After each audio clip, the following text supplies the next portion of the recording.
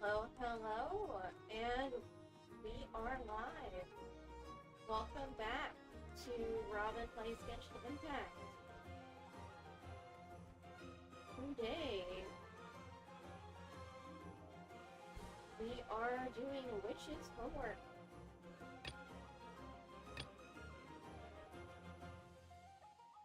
And a VARKA story quest.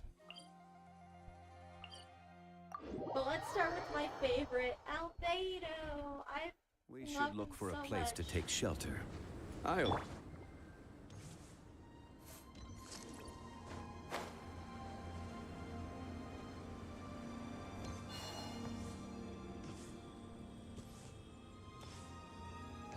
Oh! Albedo's over there! Wonder what he's doing. Oh, big kitty. And a human? What are you painting, Albedo?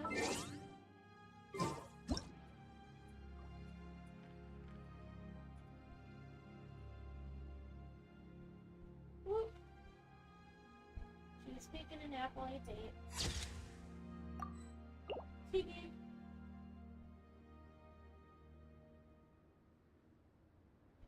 I wonder if I can get a little... Oop, nope. Almost. There.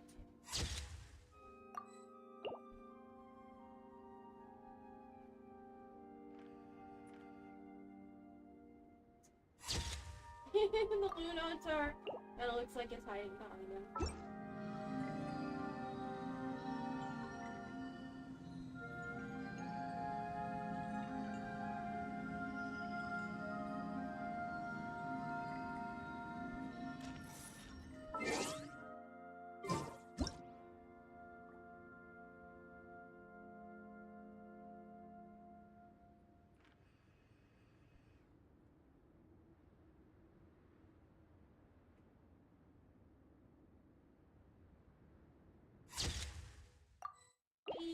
Pictures.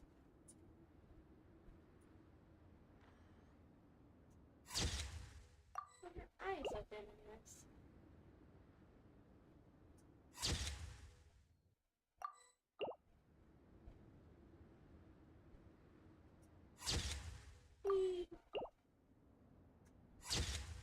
Oh, she squint.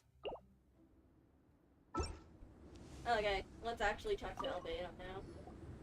Hey, Albedo! Thought we find you here. What's up? Oh, are you painting? Yes, I finally have a moment to myself. So I decided to pick up my brush and get some practice in. Yeah, a lot of stuff has happened, huh? Indeed. Of course, thanks to your help, and my fellow knights, that matter was resolved with little issue. Are we talking about Rarier or Jitore? Probably Rarier, because this came out before then. In addition, I was able to complete the final task my master left for me. Oh? Where? I couldn't have asked for a better outcome.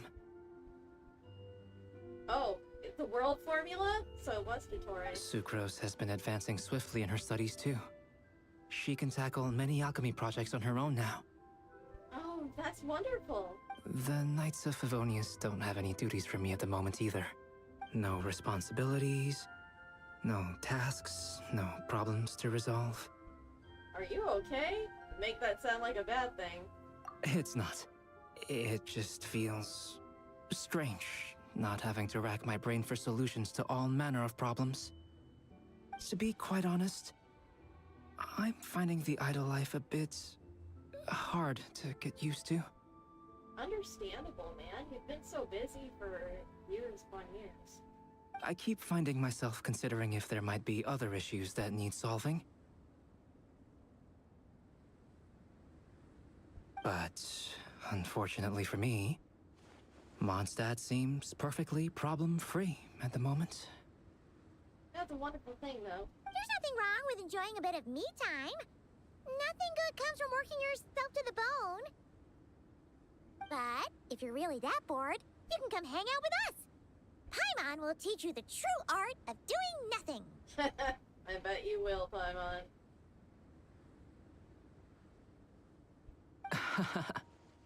Well, I suppose I should learn from the best. And if you're looking for trouble, I have a knack of finding it. Traveler! Don't say things like that! You're gonna jinx us! Strange to see you so idle, Albedo. Oh! Who the fuck is this?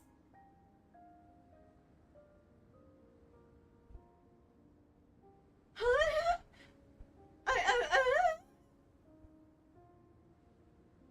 A cat with a monocle? But considering that you've completed Master Rhindaughter's final task, I suppose you deserve a break. Who the?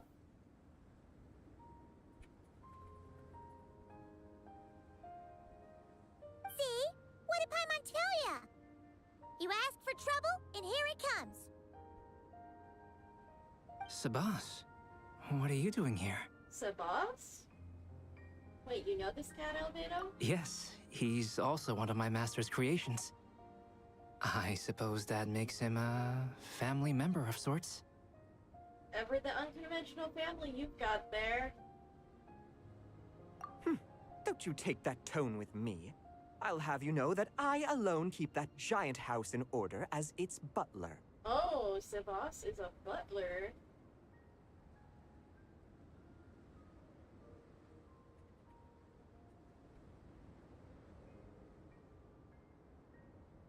Butler kitty.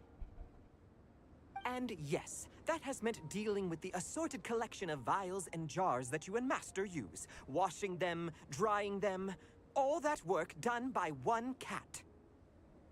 Oh, you poor thing. Wait, you're a butler? How does that work?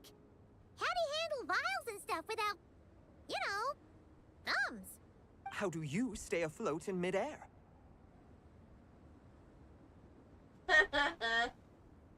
Sassy kitty. I like Sabas so far.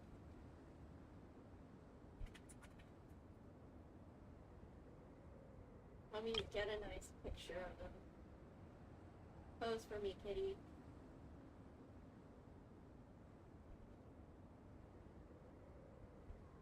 You are moving around a lot. There we go.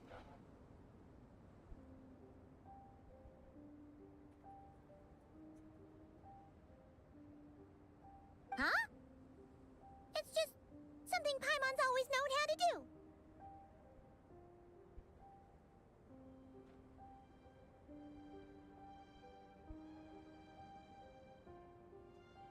Housekeeping is the same for me. Such facts are not up for question, and shall receive no answers.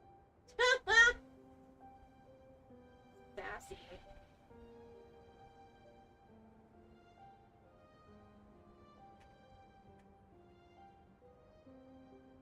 Hey!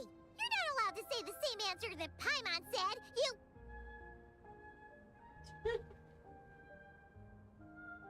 This cat belongs to Rhindaughter, Paimon. Might be best if you... Ugh! Sure. But don't expect Paimon to listen to his rambling.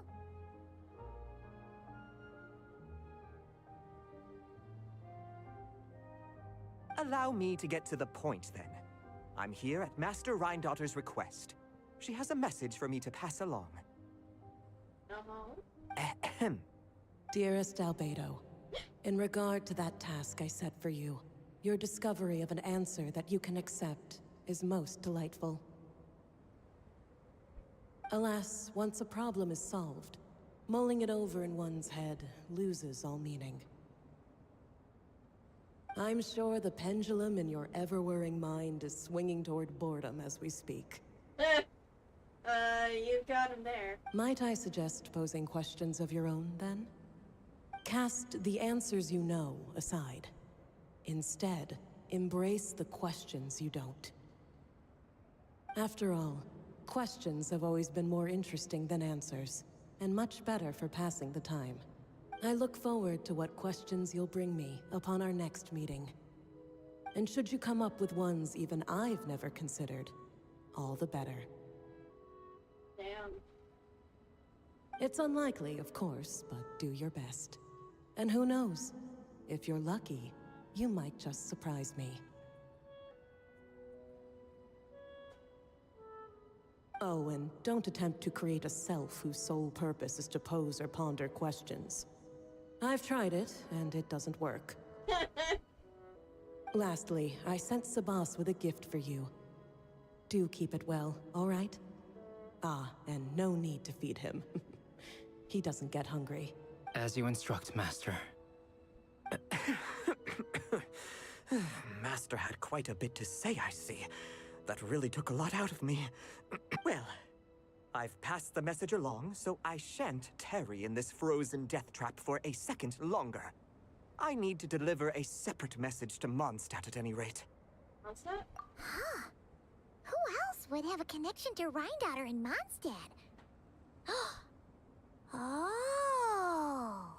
Although his birth was rather recent, Master Rhindaughter has long foreseen what his task should be. Oh, he's giving a task to Durin?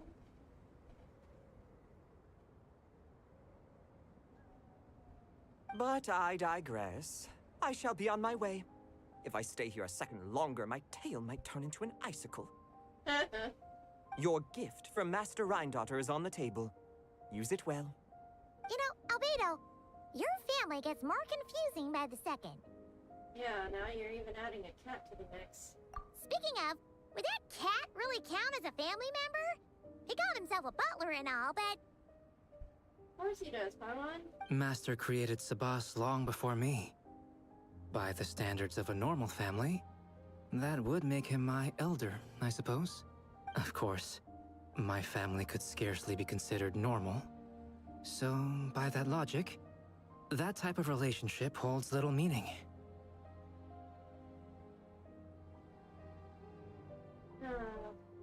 At the same time, Sabas did look after me quite a bit back in the day, helping me tidy up various vials and jars. He even modeled for my sketches at times. Wait a second. The cat you drew today... That's him then, isn't it? Yes. Whenever I need to think, I turn to drawing and let my subconscious take over. It always helps me sort my thoughts out. And for some reason, I often wind up choosing a portrait of Sabas. I have drawn so many at this point that it's become second nature. Thus, this leaves my mind free to consider other things. Now that you mention it, we've seen you draw a cat before. Yeah, we thought it was just a random cat. Guess he was a way bigger deal than we thought.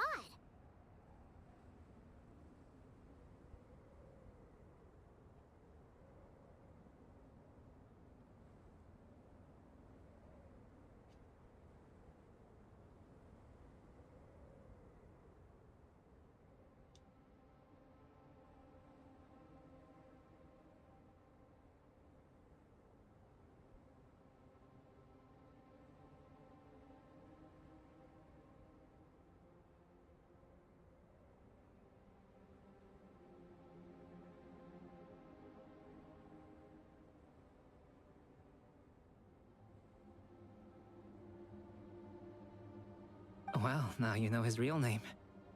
I can tell you more stories about him sometime, if you like. That'd be so interesting. But right now... Oh? The tree takes pride in its most perfect fruit. So complete, so flawless.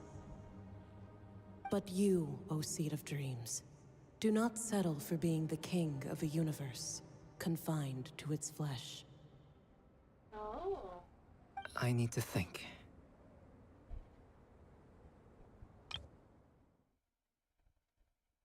The most perfect fruit. Rhindaughter's the tree, Albedo's the fruit. But the seed of dreams...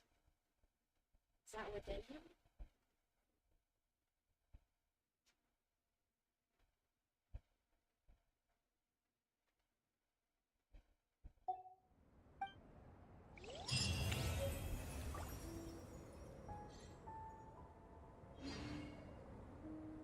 Questions beyond questions. I am so glad I did not take the advice to not stream this, that it wouldn't be worth it.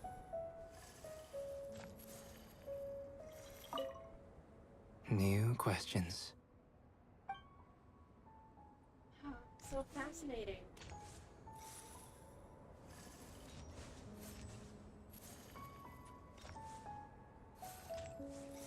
Oh.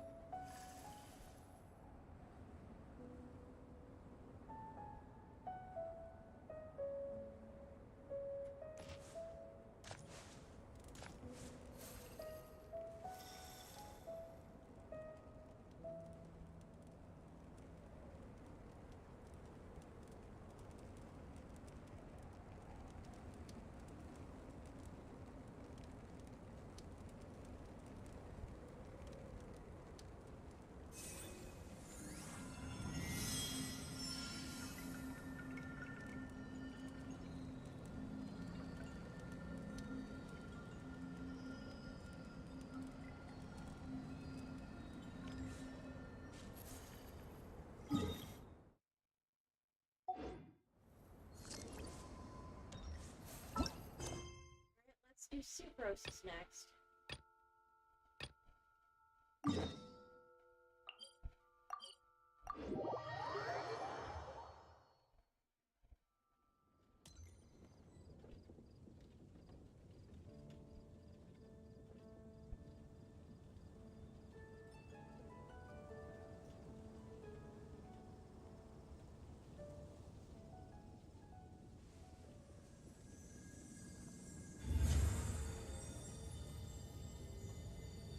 The incident with Cry. Don't tell me something bad happened again. Oh. Did they finally get an updated conversation? Have you heard something serious has happened with the higher-ups? I mean, with what happened with the Doctor and Marionette, right? For this to happen just as the plan was about to kick off. You could be worrying over nothing again, aren't you? The Chester and the Rooster are leading the charge on that front. There's no way it could fail. No matter what happens in Cry, it won't affect Her Majesty, the Suria's great endeavor. We need only carry out our duties and wait to sing the praises of her far-sighted wisdom. You'll see. I hope things really do go smoothly over in Sneshograd. Suspicious. Given previous results, I should make a few adjustments to the experiment and ensure that the materials and equipment are all in order. Oh, it's the Sucrose's new voice.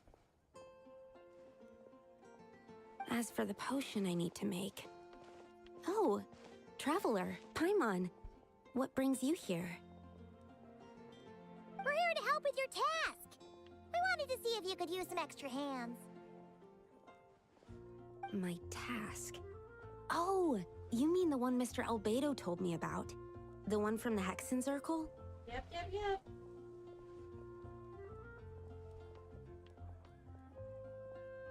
Well, you're just in time.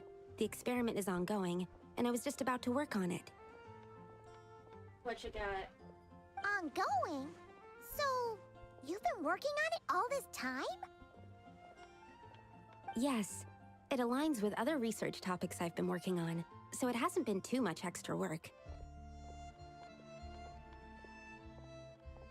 That's really nice. Still... What? Is there a problem with the experiment?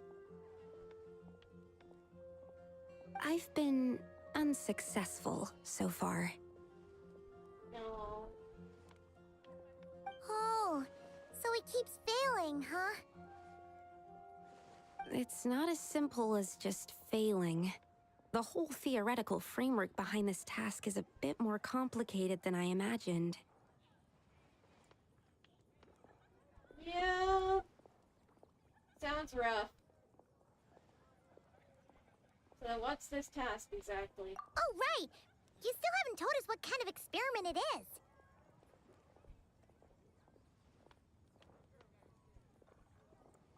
One meant to develop a potion that can transform sweet flowers into a variant 16 times its normal size.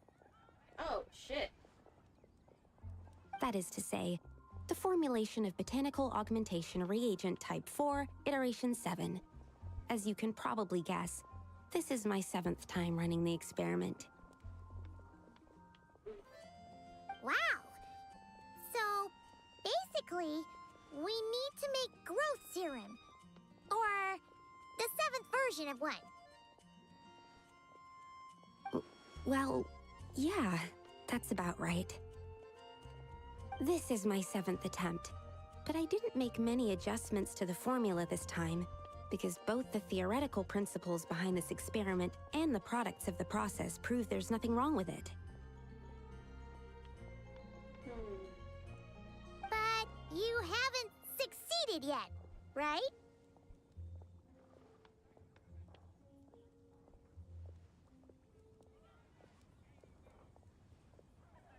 Curious.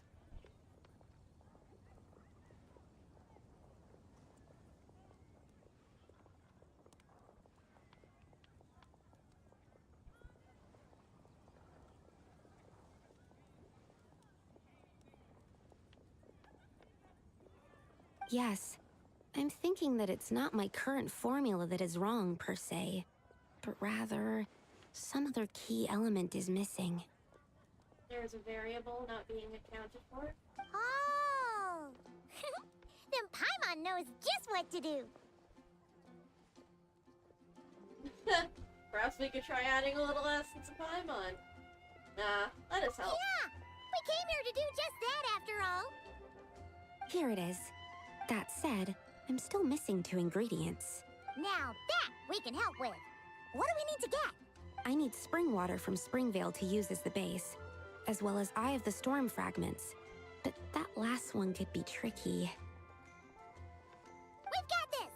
Let's go! Let's tackle the Eye of the Storm first.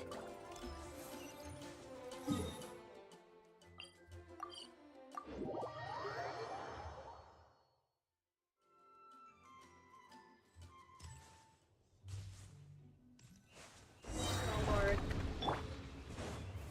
Stabilize! Surge. I did not bring... Observe. Oh well.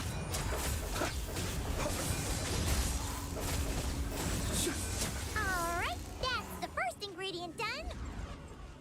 Wow, you 2 work fast. That step usually takes me forever.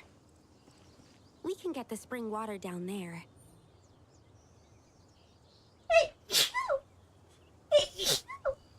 Oh, bless me. Sorry.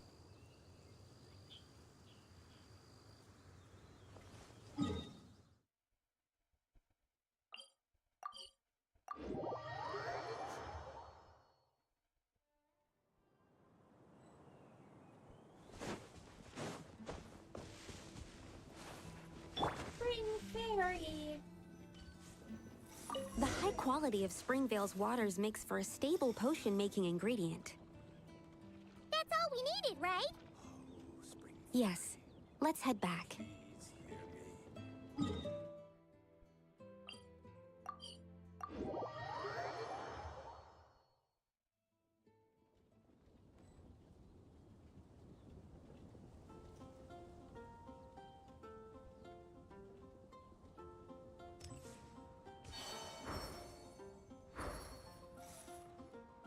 All right, the ingredients are ready and the cauldron is just over there, so we should be good to go.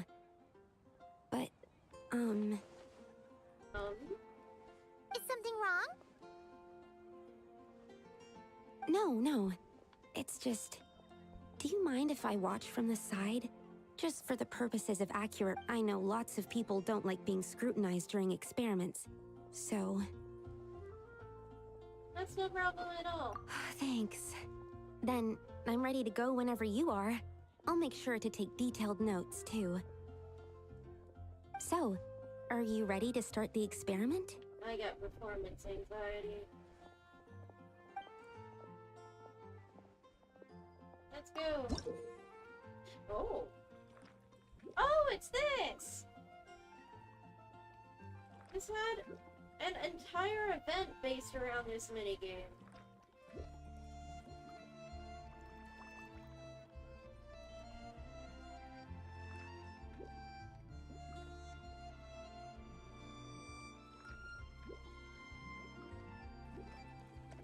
Okay.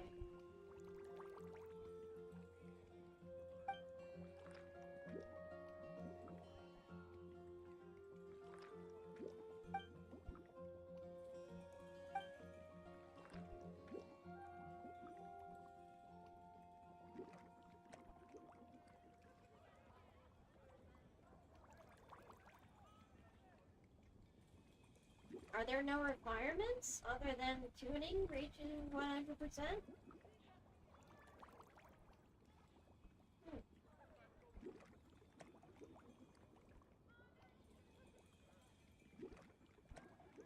Oh, okay, I see. I only have a certain number of ingredients. And so this is the Eye of the Storm Fragment and spring water, okay.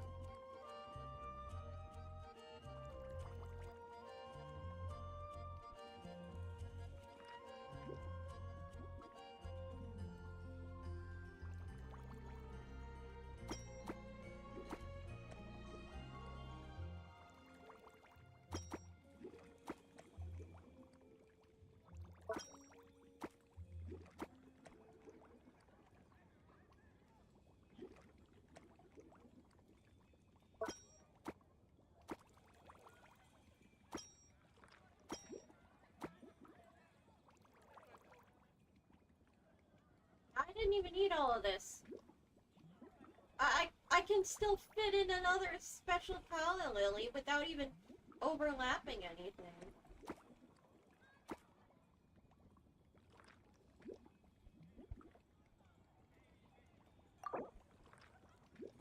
Yeah, I got 100%, 120% tuning. I'm too good at this. That's it. Your execution was perfect. Really? Because I'm not actually making the potion, I'm playing a mini-game. Yes, I don't see any flaws in the brewing at all. Let me extract some and test the product's composition. One moment. Woo! I did it! Yes, like I said, flawless execution. The potion is perfect. It's exactly what I was expecting. So? Was the 7th time the charm? Upon examination, it seems identical to the previous 6 iterations. Oh! Wouldn't that make the results identical? Not necessarily. Experimental outcomes can differ even with similar variables all around. You never know what the result will be. That's what makes experiments valuable in the first place. Come, let's test this thing out. I planted some sweet flowers beforehand which we can use. We just need to douse them with the potion and see what happens.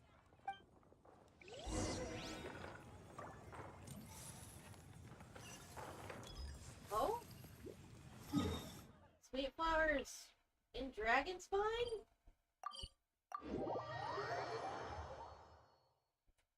I love the snow. It's so beautiful and peaceful. And I can have snowball fights with the Kuhenki.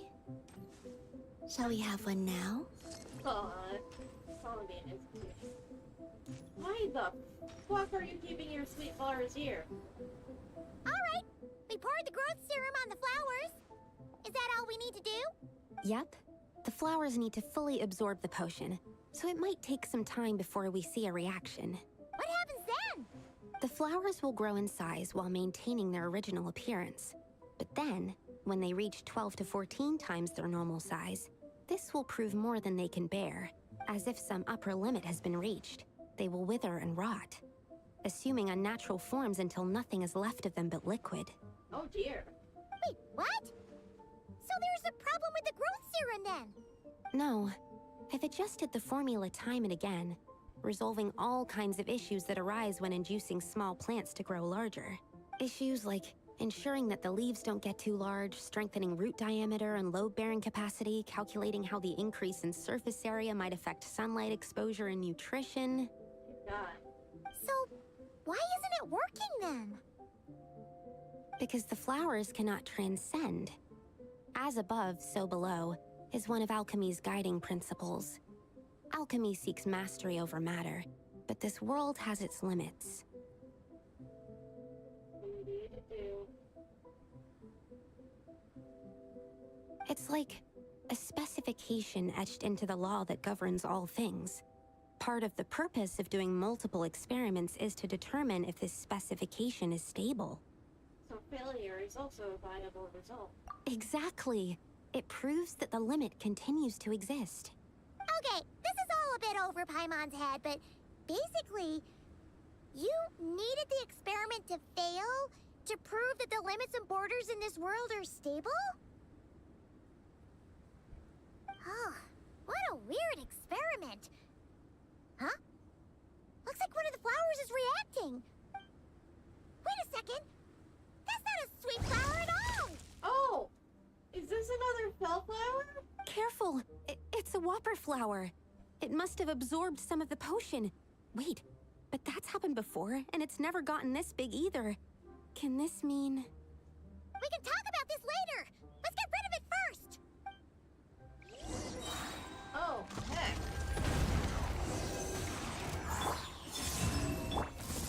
Gather! Close your eyes. Night falls.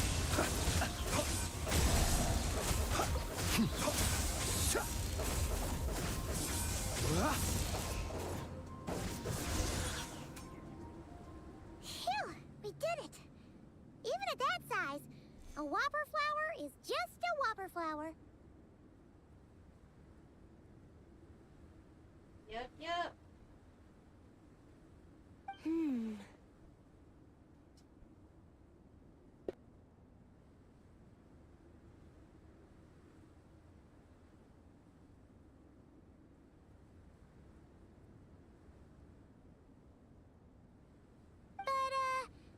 Was it supposed to get that big? I could only make a rough estimate during the battle, but it looked at least 16 times its original size, maybe even larger. The limits may vary by species. This means that the experiment worked. Wait, but isn't that a good thing? Not necessarily. I'm still not sure what the implications are. But if further attempts succeed in reproducing this result, that means that something's different. Perhaps the limits and laws of this world are changing due to some unknown factor. Oh, no. Oh, dear. Looks so executory. I can't say if that's good or bad, but from an alchemical perspective at least, expanded boundaries means that more possibilities are now open to us. Either way, this brings my task to an end. Seems so. That said, it could also be an effect of the person who made the potion. There could also have been something special about this particular whopper flower. It would need to be run again. There's a lot that still needs to be confirmed, so I suppose this task opens the way for further questions. Well, we're here if you ever need some help. We try using that gross serum on Paimon? Just think about it! Paimon could probably beat a whole gang of treasure hoarders to a pulp if she were 16 times bigger! I have my doubts. The only reason the serum worked on the whopper flower was because its internal structure was similar enough to a sweet flower. If you drank some, you might become 16 times bigger, but you might also turn into a plant-based life form. Yeah, nope. That's not happening then. Oh, by the way, Paimon wanted to ask, why is all your research focused on things like sweet flowers and sunsettias? Oh, that's simple. Both sunsettias and sweet flower nectar taste sweet. So in that sense, accidentally making a whopper flower 16 times bigger comes with a hidden benefit. Because whopper flower nectar... Tastes exactly like sweet flowers? That's right.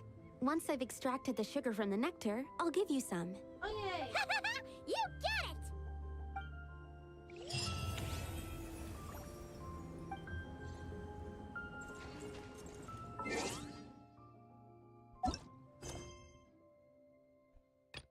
And finally, Mona.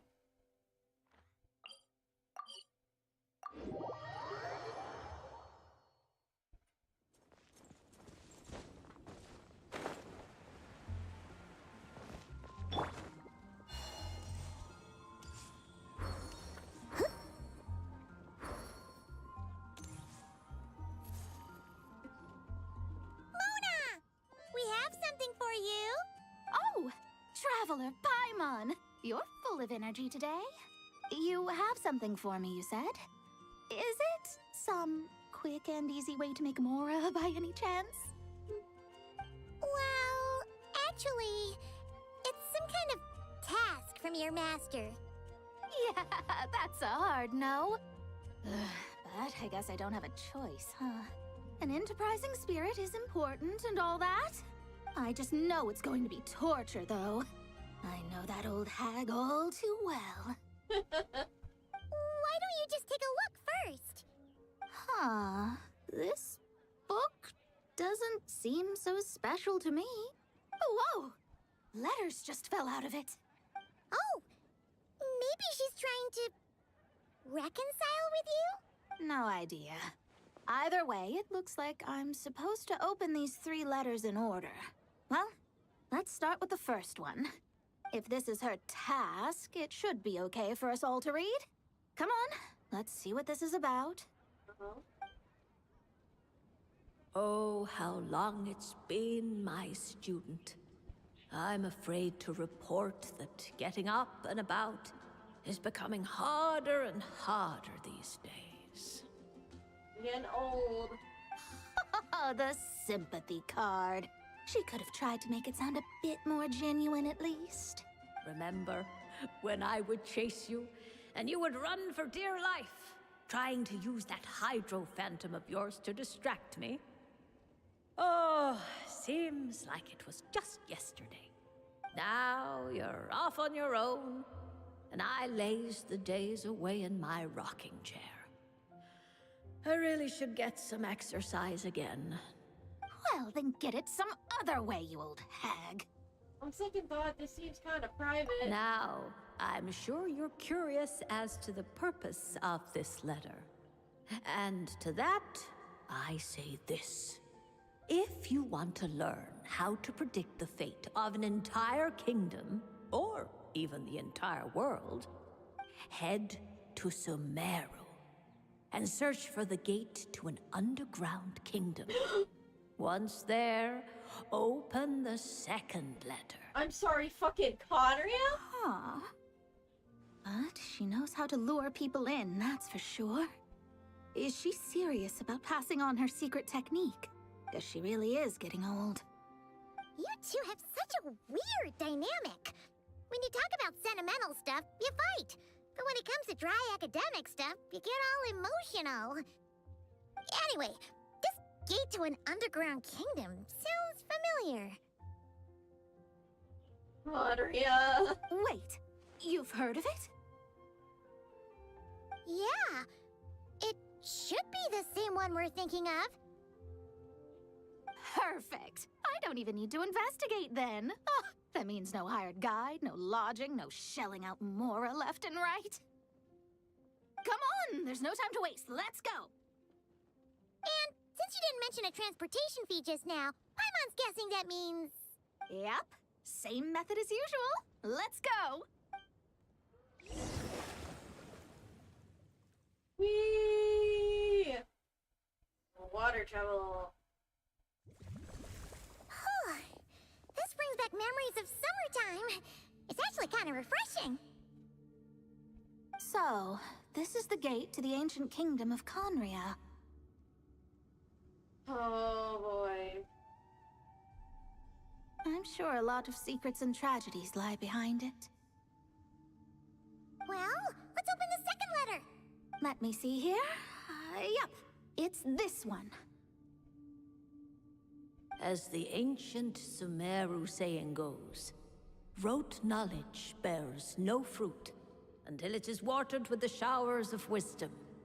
With that in mind, there is a phenomenon in this land known as the Sign of Apausha. No. It is a celestial mark that burns in response to an all too ardent desire for the truth. In that sense, perhaps it's more fitting to call it a sign of truth instead. The records of this ancient kingdom state there are several large subterranean lakes in Conria, clear and calm as mirrors, whose surfaces reflect the true stars. This is because the sign of truth created in the water is able to bypass the false sky and connect to the outer universe. Oh, shit. I had no idea.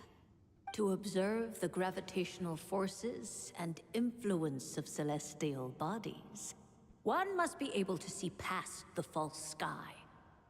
Only by obtaining these cosmic parameters can one predict the fate of this world. Now, my task for you is as follows. Open a sign of truth in front of the gate to Conria. Oh, shit. The rest is a bunch of stuff about the ceremony the old hag came up with to summon this thing. Yeah, all these planetary trajectories and runes. Paimon's not even gonna try to make sense of it. Understandable. So, what do you say, Mona? Are you gonna attempt it? Well, I hate to admit it, but it looks like the parameters she came up with could work. Frankly, this prospect is quite exciting, and heading back now will just cost me another night of lodging, so no better time than the present. Emissaries of the enduring stars, wanderers over ecliptic and equatorial planes, radiant celestial brethren. Oh. Traverse the twisted paths of the cavernous void. I, Mona Magistus the Astrologist, invoke the power of Hydro to balance the scales. What's going on?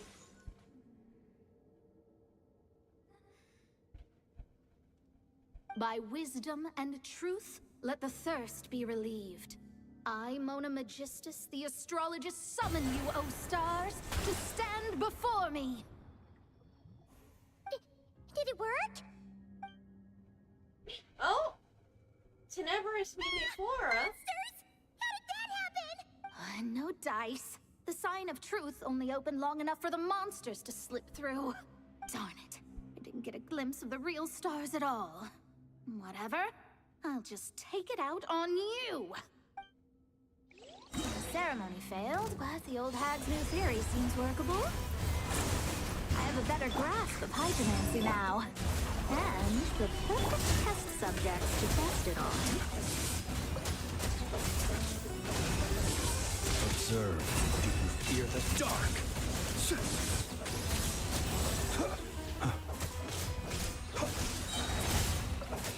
The night cometh.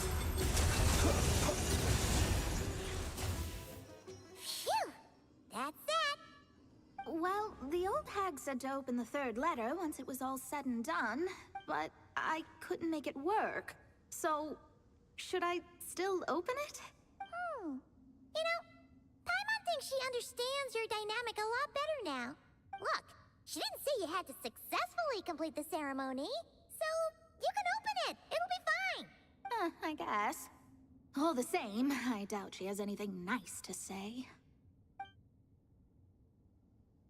If you're reading this, it means you attempted to open the sign of truth.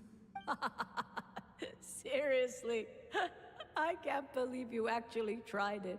Oh, okay. I see why Mona hates her. What are you laughing at, you old hag? Conria was home to several lakes of stars, rendering the fabric of space in that area comparatively unstable. As a result, attempts to break through the firmament through non-physical means were more likely to succeed. In any case, I knew this place was well hidden and wouldn't be frequented by too many people. As such, Any negative effects of failing to open the sign of truth would remain small scale. And of course, as my student, I felt sure you would have the chops to deal with the abyssal creatures that roam beyond the false sky. Even if you couldn't beat them, I am certain you could outrun them. You always were fast on your feet. Ah, connecting hydromancy to the kind of wisdom that quenches thirst. Truly, my genius knows no bounds. You... Get off your high horse, Barbala. The practical application of the scry glass has also reduced disturbances caused by the false sky. I'd like to see Alice try and top that.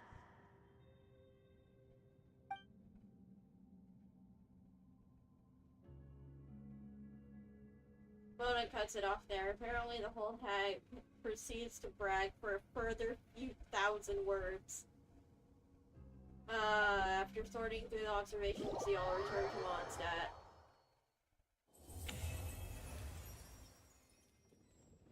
Ah, poor Mona.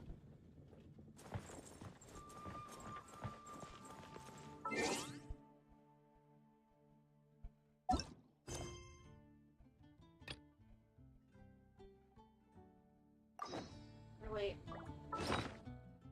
Ah! Wrong button!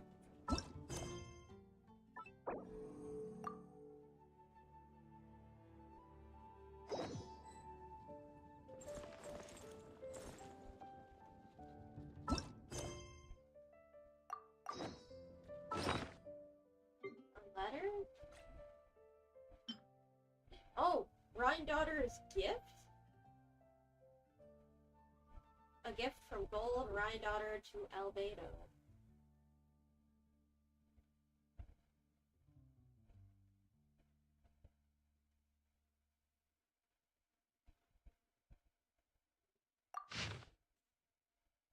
Oh, a note.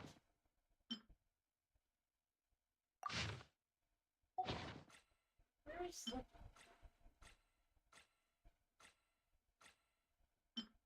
Oh, a letter carried by the wind. Okay, this must have...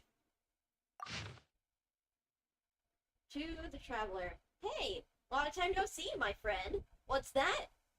You say we just met recently? For a heart that always misses its friends, every second feels like an eternity. After such a grand adventure in Nodcry, you must have gathered quite a few stories along the way, yes? Are you perhaps looking for an old friend to talk to? Do you happen to need a bard? One who can turn your tales to verse? If so, come and catch up with me at Starsnatch Cliff. The wine is poured and the strings are already tuned. A bard. Oh, it's from the tone-deaf bard. Apparently, he wants to hear all about our adventures in Nodcry. Maybe we can get some tasty treats out of him in return. Come on, let's go to Starsnatch Cliff. Paimon, you know Venti. He'll make us pay for his wine and apples or whatever else he wants.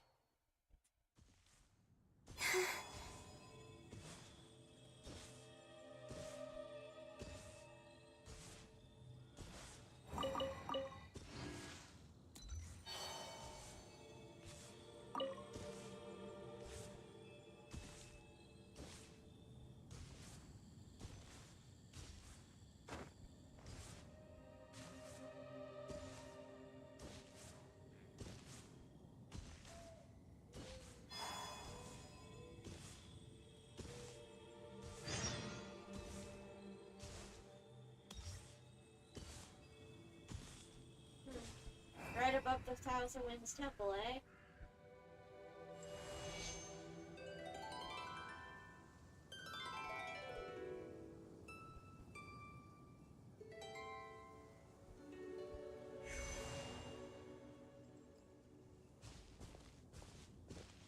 Welcome back, old friend. And how should I be addressing you these days? The honorary knight of Mondstadt? The Tumaini of Natlan? Or the great hero of Nodcry? Just call me by my name. Well, you sure have your finger on the pulse. barely caught our breath since Not Cry, but it sounds like you've already heard about what went down. Yeah, stories are on the wind, on all that. News travels fast on the wind. But before I can turn your tales into tunes, I need to hear them from the horse's mouth. Oh. My wine and my lyre are at the ready. So please, traveler, take a seat and tell me your tale. Oh boy, do I have a lot to share. Amazing! Incredible! The Rahier of Solnari and the Doctor? Truly a tale for the ages! So, I'm guessing the Wild Hunt is a thing of the past now that you've defeated the Rahier of Solnari? You'd think, but the trailer for this version says otherwise. Seems that way. We were kind of focused on dealing with the Doctor, though. There's still some vestiges of the Wild Hunt around, but not enough to pose a major threat. Well, that's good to hear. Hey, now that the Northern Abyss calamity is finally resolved, Varka must be getting ready for the triumphant return of his expedition, right? I haven't seen him in the longest time. He must have so many stories to share. I was gonna ask, you two have really met before? Hooray! Paimon was wondering about that, too. He did call you Barbados. But weren't you still fast asleep back when he was in Mondstadt? Let's call it half asleep. I was resting my eyes in the Thousand Winds Temple one day when I heard a commotion outside. It was a young knight who had journeyed there in search of trials and oracles after hearing some tall tales at the local tavern. In fact, all that awaited him were moss-covered walls and an angry ruin guard. But he seemed completely unfazed, laughing heartily as he sent the ruin guard's missiles flying off into the horizons. Huh! They must have been making quite a racket if it was enough to wake up the tone-deaf bard. Yeah, it sounded kinda like... Kinda like that. Hey! Is that all you've got? Oh? Oh, bring it on! Who the f- I mean, I know it's Lohan, but Jesus. like that.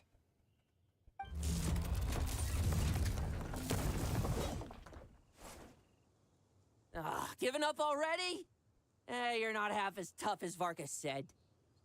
He is way more brash than I was expecting.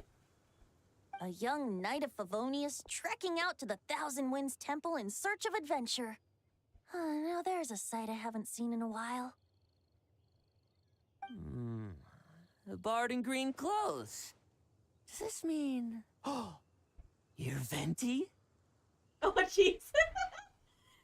his voice and his face do not match. I was just wondering how I was gonna track you down. Oh! So you were looking for the tone-deaf bard? Strange place to start your search. I would try the angel share. Hold on. Blonde hair, white hair. You must be the honorary knight. And Paimon! The Grand Master talks about you all the time. Oh, really now?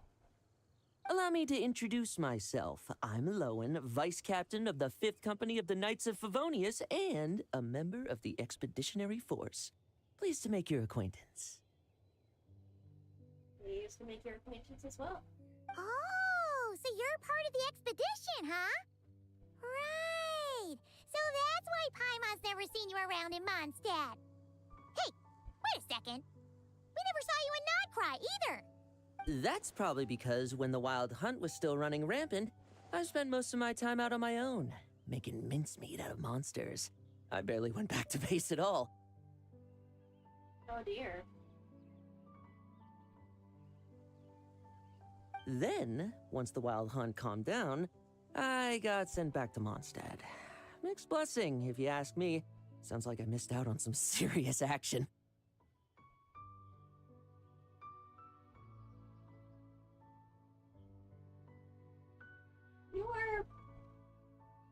Interesting.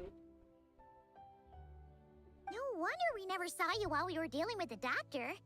So, why did Varka send you back?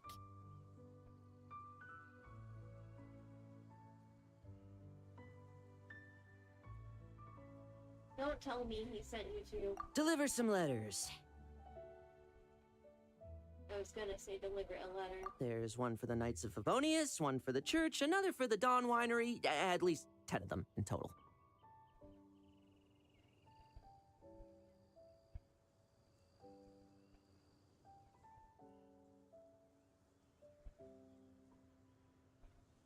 Jeez, how many people has he sent to deliver his mail now? Mika, Inefa, Lolan. He should just hire a full-time mailman already.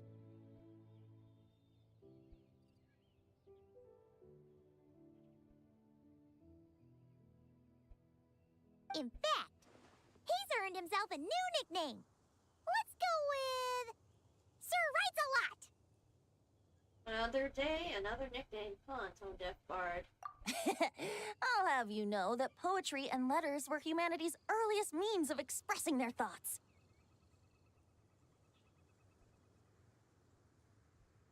Were they? So, tone deaf or not, I wear the title of Bard with pride. And I consider Sir Writes-A-Lot to be quite a compliment. Huh. Wait, really? Darn it!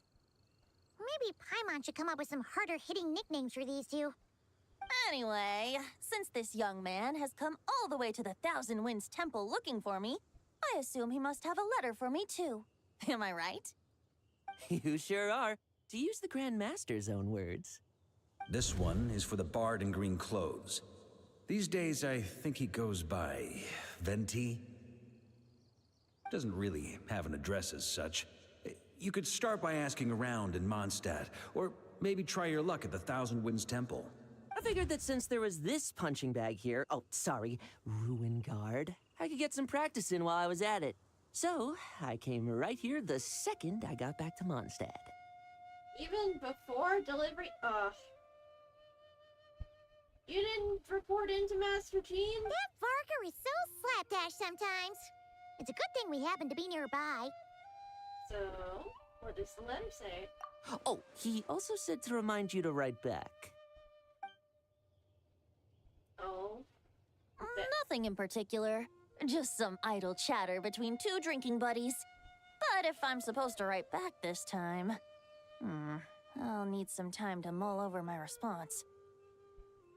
That looks like a serious face, Venti. You're hiding shit. Varka gave you a whole bunch of letters to deliver, right? Maybe you can head into Mondstadt and deliver the rest of them first? My thoughts exactly, assuming I can find the way. Hopefully the roads haven't changed too much since the pre-expedition days. Well, why don't we have Mondstadt's honorary knight escort this homeward-bound wanderer to the city? I'm sure some of the recipients of Varka's letters will turn out to be old friends of yours, too. I have no objections. Let's go! It's been a while since Paimon's done any guide work. Thank you so much, Honorary Knight. And you, Miss Guide.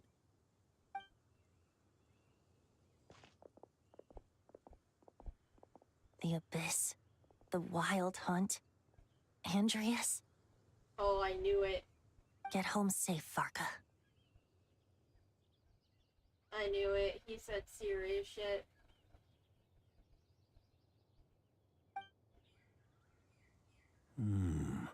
Why do my ears feel so hot all of a sudden?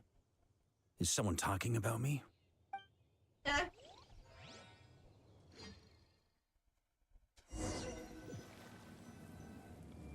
Surely there's no way anyone found the secret stash of cash in my office. That would be terrible. That's what you're worried about, Varka? Grandmaster, bad time to get distracted. Watch out! Enemies approaching! Huh? Oh, it's just a few stragglers. They're no real threat to us. This expedition is almost over. We just need to deal with these final few targets, and then we will make our triumphant return! Oh, shit.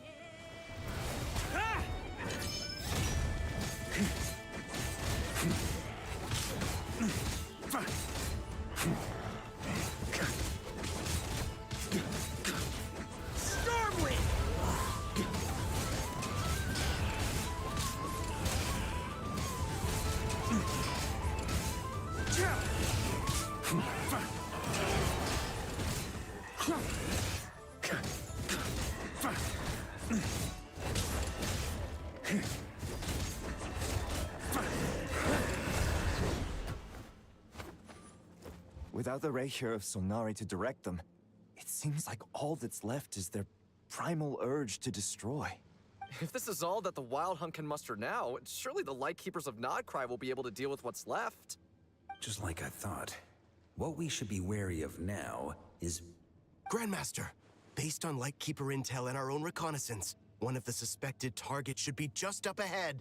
Good. You know the drill. Stay here and stand guard. Leave the rest to me. Yes, Grandmaster!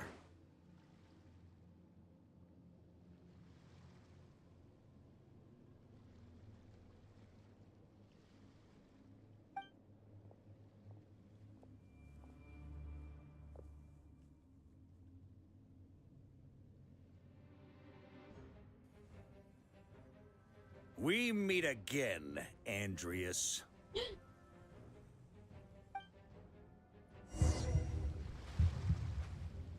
So, you've returned from Mondstadt.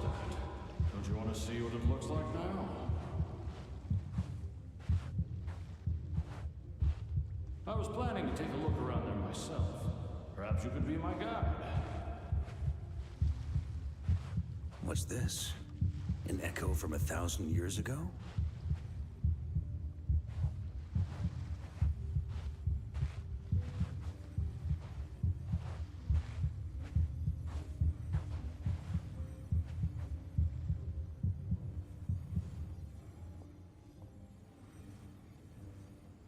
Everything seems normal so far. Here's hoping I'm just overthinking things. There are 2 other places to check. Maybe this will all go smoothly after all.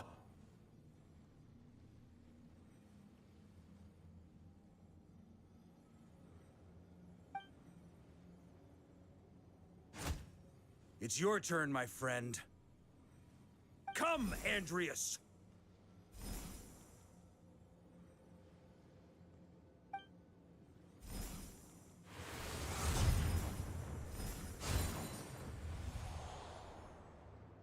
Although, for returning to your old home, perhaps Andreas is a little too ostentatious.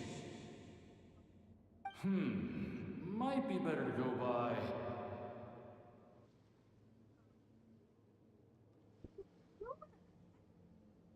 Who is this? Boreas. The Bloodstained Knight. Huh? Injustice. Corruption. Iniquity. Is the surface world still as wretched and foul as ever? Oh dear. Answer me, heir to the knighthood of Boreas. Looks like I'm not getting out of this without a fight. Holy fuck.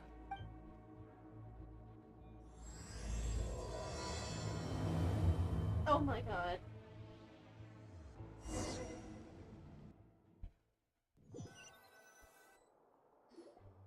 That's where things stand with the expedition. The victors will be returning home soon, so make sure to stock up on wine for the celebrations. P.S. I hope everyone's keeping up with their daily training. I'll be testing you all when I get back to make sure no one's regressed. P.P.S. I wrote individual letters for each and every one of you. Don't forget to write back. That's all. Everyone gets one? Wow! Sir Writes-A-Lot is really living up to his name. I guess the Grand Master must have something specific to say to each of us. Even I got a letter, and I'm not a real knight yet. Noelle. You're worse than Sucrose when it comes. Aw. Jean? You okay, buddy? Oh, yes. That's our Grandmaster for you. By the way, anyone know where I can find the cavalry captain? I have a letter for him as well. You mean Kaya? He said he was meeting a friend from the church at the Angel Share. Allegedly for work. Said he was exchanging intel. But I'd say there's a 50-50 chance he's just there for a drink. Intelligence from the Church of Favonius? Paimon bets there'll be lots of familiar faces there. How about we deliver Kaya's letter? And these are there too as well! Really? Oh, that would be a great help, thank you. Our thanks to you too, Lowen. The other knights will help distribute the remaining letters. You've had a long journey. Please go get some rest. Great, but I won't be resting just yet. I have one last letter to deliver to Wolvendom. This one, I was planning on delivering personally. Oh? I heard that another challenger recently passed Boreas's trial. Well, with any luck, that wolf might be willing to reveal himself to me, too. Very well, but please remember to show respect to the local wolves. I will. Goodbye. Jesus, fuck, Lowen, you're chaotic. Clearly something is bothering Jean. I should talk to her before going to the Angel Share.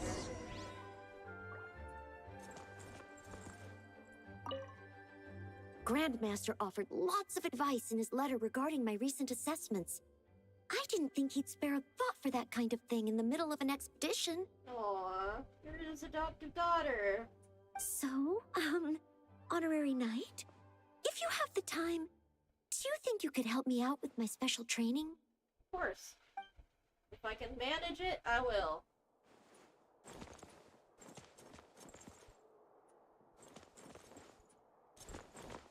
Anybody else down here?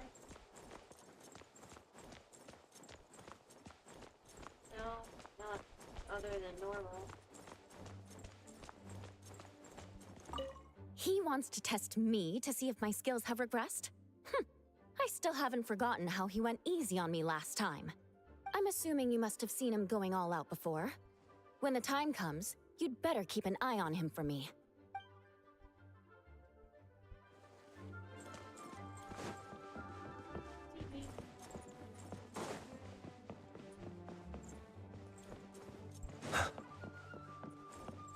Lisa? Ah, the Grand Master. The archives are filled with documents awaiting his review.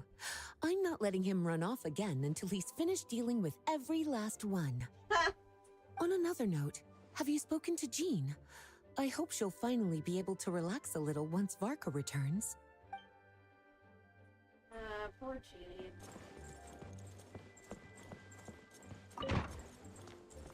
Oh, Amber and Mika! Oh, Sucrose, what are you doing in front of the solitary confinement? Okay, we'll deliver these letters to the Adventurers Guild and the Cat's Tail. You can just handle the ones for the Angel Share. The expedition is finally wrapping up. Oh, I hope the maps I made on our way there are good enough to get them safely home.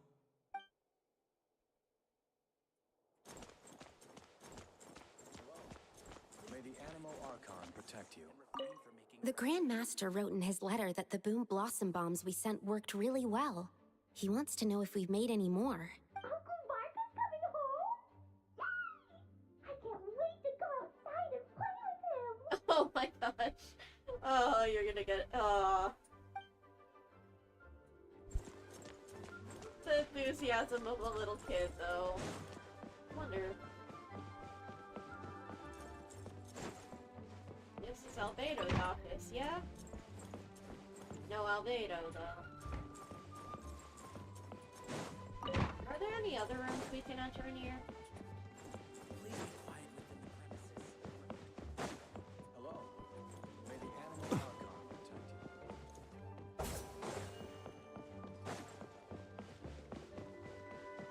Nice.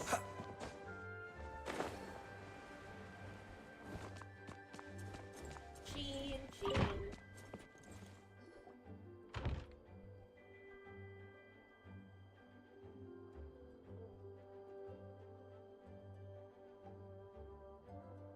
honorary knight. You're still here? I'll be setting off shortly, but it seems like there's something on your mind. Is it that obvious? Huh? But VARKA's coming back. The situation in Nocrai is stable. Surely things are looking up.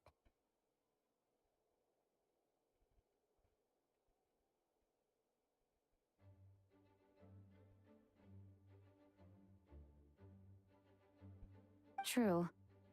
From what you and Lowen have told me, the expedition has indeed accomplished its strategic objectives. Sounds like a major butt is incoming. It seems that Mondstadt no longer faces any threat from the perils of the North, be they the Wild Hunt or the Doctor. And yet, for some reason, I can't help but recall something the Grandmaster said to me before he left.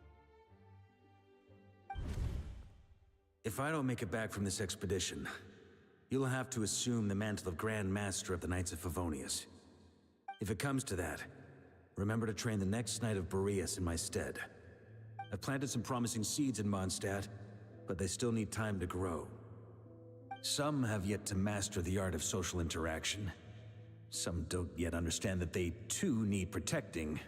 And some, well, some might not even want to be a knight yet. What's wrong? Well, there's no need to frown. I'm going on an expedition, not marching to my death. This is all just a contingency plan in the event that I'm unable to return. Always good to prepare for the worst, hope for the best. That has got me through a lot of things. Until I return, I leave them in your care. The lineage of the Knights of Boreas has nearly been extinguished twice in Mondstadt's history. The first wandering knight to claim the title arrived in Mondstadt 1,000 years ago, along with his wolf companion. He was as free as the wind. He left no succession plan behind. Even his name was lost to history.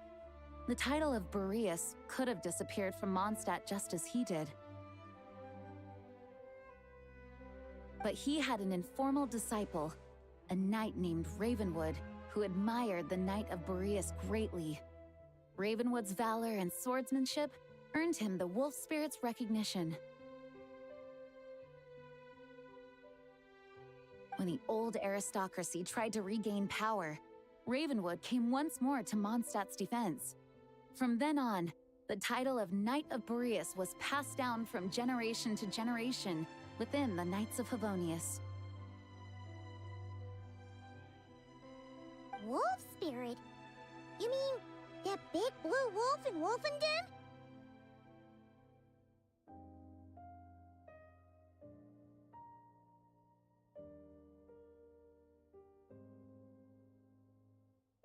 Correct. As you may already know, the Wolf of the North is the surviving spirit of an ancient god.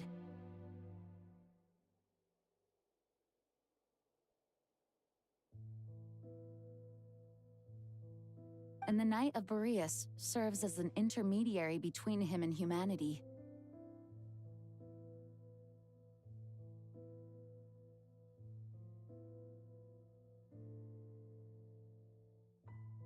Lupus Boreas, who had never known what it meant to love, came to understand it through the journey with his human companion. In the end, he chose to allow his power to become one with the land. This was once a well-known tale in Mondstadt, but these days, few people are aware that the starting point of the Wolf King's journey was not Mondstadt, but Nocrai. That's pretty incredible. Woo!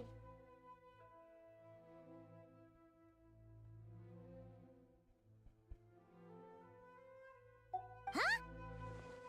Could it be? The great Wolf King of the North came here from Nocrai. Although he doesn't like to speak of his past.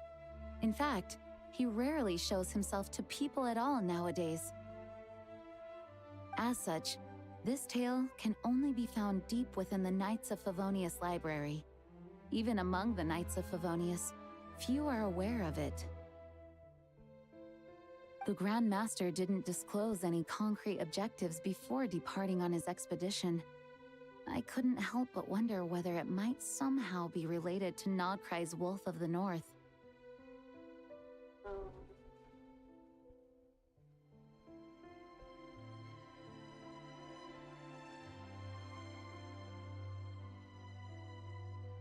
I kept my speculations to myself, however. Sharing them would only spread unwarranted suspicion toward the Four Winds among the people of Mondstadt. You experienced the turmoil caused by Dvalin, the East Wind's actions for yourself. Surely you can understand my concern? Yep. No wonder Varka wasn't clear about his motives. Is that what he was worried about? Very possibly. He was probably also reserving judgment. Having heard about your experiences in Nodcry, I now suspect that the Grand Master hadn't yet ascertained the true identity of our enemy at that time. And as it turns out, the Calamity born in the north wasn't an ancient god, but rather the Wild Hunt and the Doctor. I guess we were both jumping to conclusions. Well, always better to be over-prepared than caught off guard. Facing the worst-case scenario with no backup plan would have been far worse. Yes, I completely agree. The tide can turn rapidly in times of battle. It's a leader's responsibility to prepare for every possible contingency.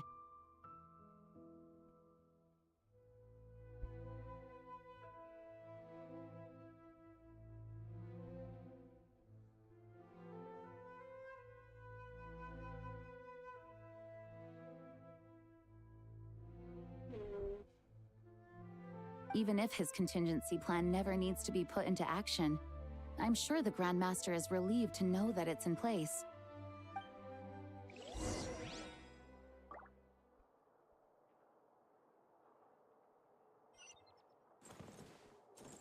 Thank you for being such a patient listener. I feel much more settled after talking with you. Yay! If you have any spare time, would you mind stopping off to say hello to the other knights?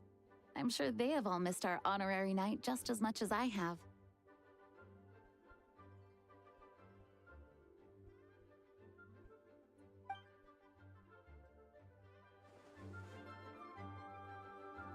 Thank you for being such a patient listener. If you have any spare time, would you mind stopping off to say hello to the other knights?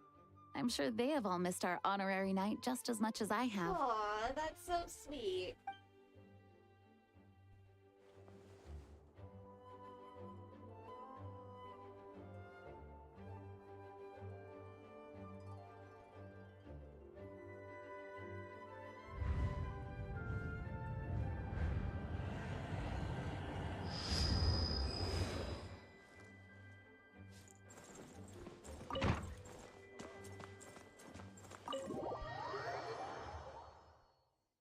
Into a pretty long conversation, huh?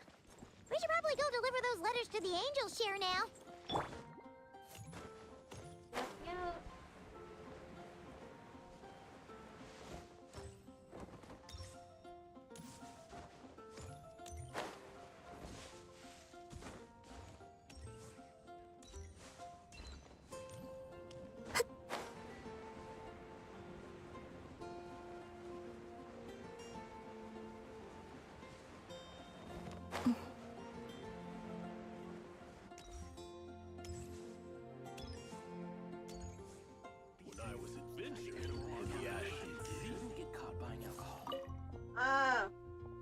This was the first time I fell for that in quite a long time.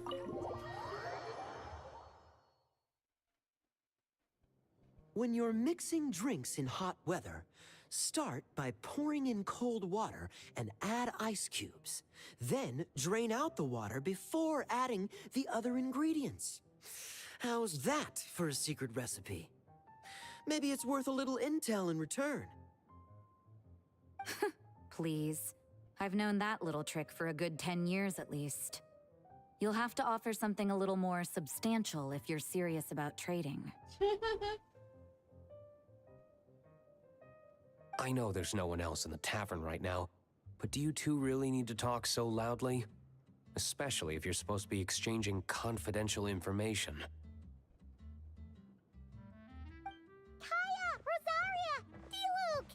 Paimon knew we'd find you here.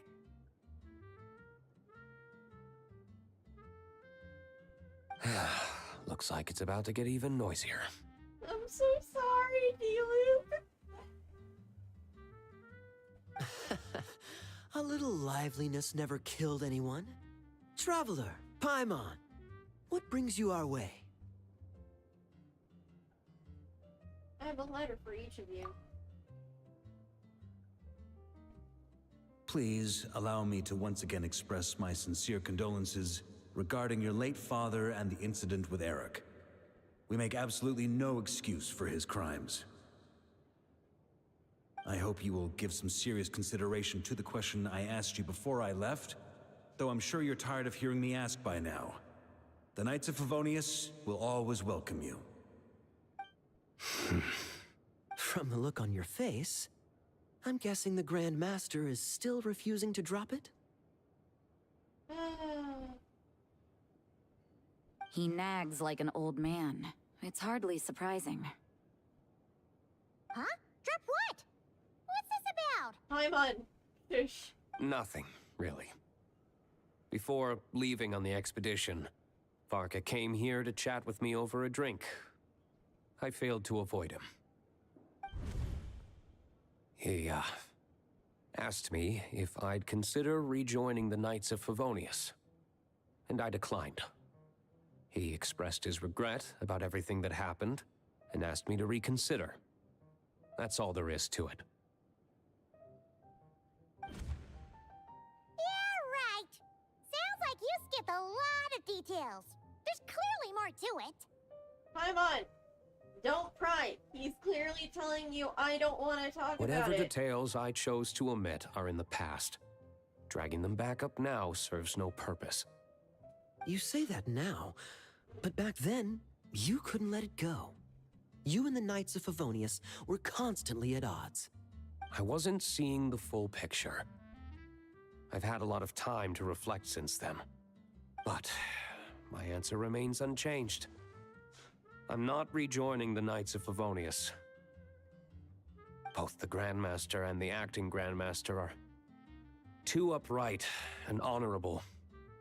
I can't see the shadows that lurk beneath them due to the size of the organization they lead. They need someone on the outside to keep watch vigilantly. If I had a Mora for every time I've heard you repeat that argument. I actually don't disagree with the first part of what you said, but don't you think someone can keep tabs on things from the inside? When you join an organization, you're bound by its rules, no matter how free it may seem on the surface. You think so? Never mind the Knights. Have you honestly ever been bound by the rules of the Church? Good question. Have you considered that maybe that's why I chose to join the Church and not the Knights to begin with? Huh. Are they arguing or not? It's kind of hard to tell. They just have different ways of protecting those around them. Oh, kind of like the contingencies Jean was talking about. The more ways they have to protect their home, the better. Huh? Traveler? I wonder if this is exactly what Varka was hoping for?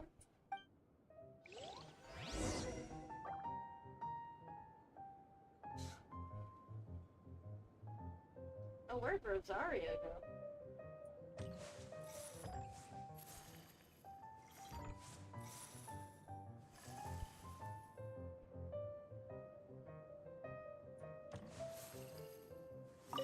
What should I report back to the Grand Master on? Let me think. Public order inside the city, monster activity in the wild. Oh, and a review of the latest vintages. I think I'll leave it at that.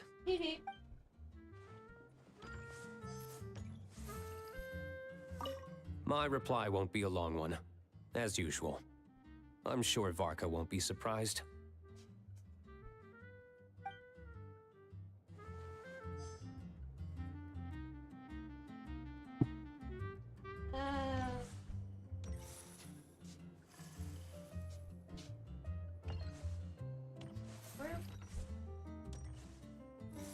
outside?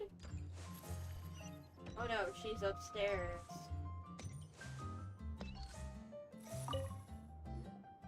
If you hadn't had to deliver that guy's mail, you wouldn't have been subjected to all this tedious arguing. When I write back, I'll tell him to quit making trouble for other people. Thanks, Rosaria. It's no trouble. Lowen did most of the work. We just volunteered to do the last leg of the journey. Mostly so we could come say hello. Besides, I wouldn't really call that an argument. We just have different ideas on how to protect Mondstadt. So you see what's really going on here? All three of us fell for that old rascal's scheme far too readily. Huh? Scheme? What do you mean? Was Varka lying in his letters then? Nope. No. While I'm sure Varka knows full well that Diluc would never agree to rejoin the Knights, I believe the sentiments he expressed were genuine, as was his offer to welcome Diluc back. There are people like Kaya and I, and then there are those who are true champions of justice to the core. Those people are the most susceptible to being driven to extremes by great upheaval. It's happened in Mondstadt before. Oh. Not only that, but it happened to a Knight of Boreas. That'll really hit home for Varka. And that's why his nagging is even more persistent than usual. You're saying that happened to a Knight of Boreas, a champion of justice driven to extremes? Yeah. So no one's told you this before? The lineage of the Knights of Boreas had nearly been extinguished twice in history. The first was at its inception. The second was the case I was alluding to.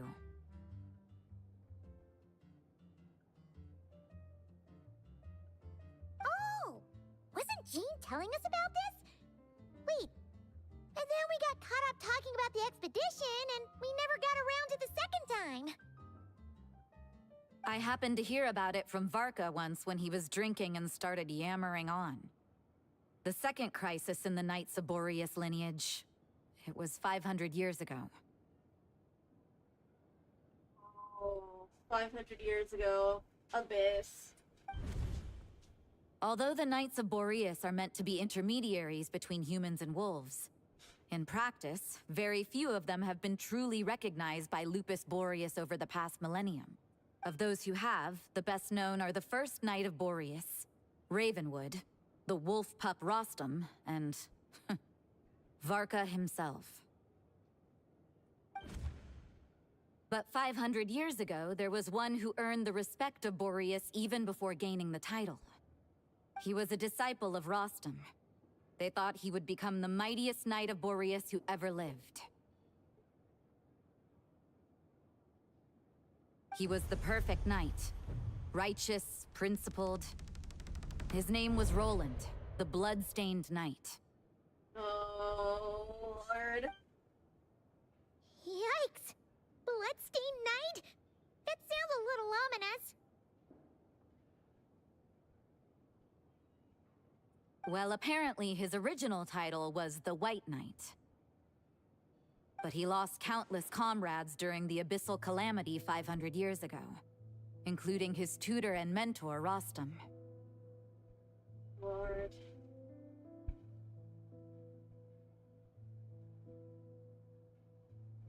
The endless bloodshed stained his sword and armor a crimson as deep as black, transforming the White Knight into the Blood-Stained Knight.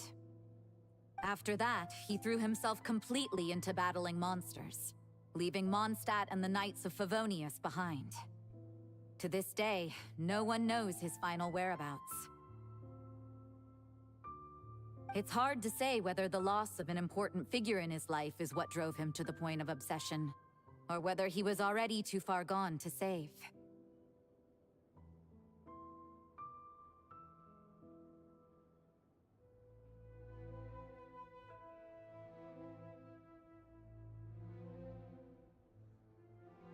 But had he known that the Knights of Favonius would always welcome him back, perhaps things would have turned out differently.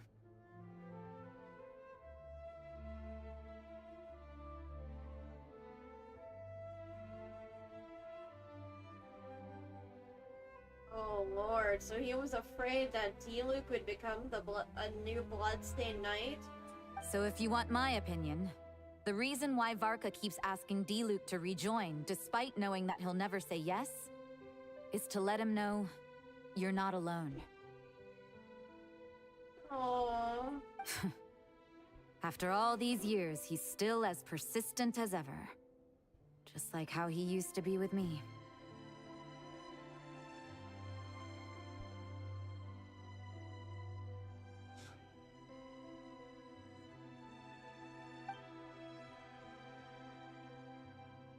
Huh.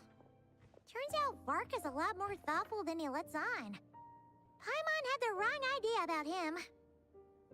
Anyway, there's still something about this whole Boreas business that Paimon isn't really getting. Wasn't Andreas a god in Mondstadt thousands of years in the past? Yeah, there was a history before the Archon War, silly. If so, why did Jean say that Boreas and the Wandering Knight only arrived here just 1,000 years ago? Oh, actually, that's a good point. Paimon's super curious about what happened to Roland. The Archon War ended 2,500 years ago, and that's 1,000.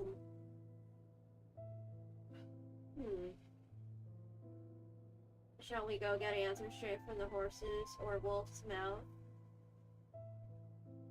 We can meet up with Lohan and Wolvendom while we're at it. That's a great idea! Jean said he hasn't been showing himself much lately, but he always seems happy to oblige whenever you show up. Let's go!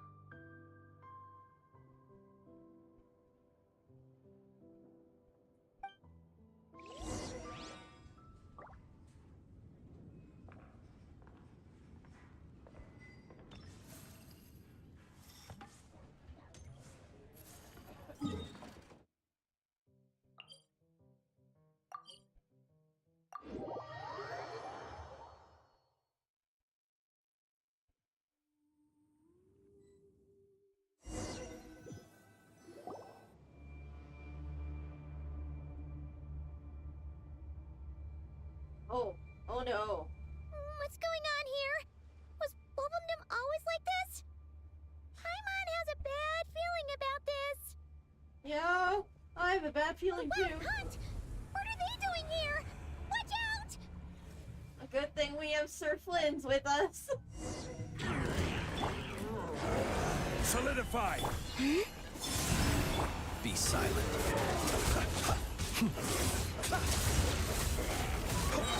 Night falls.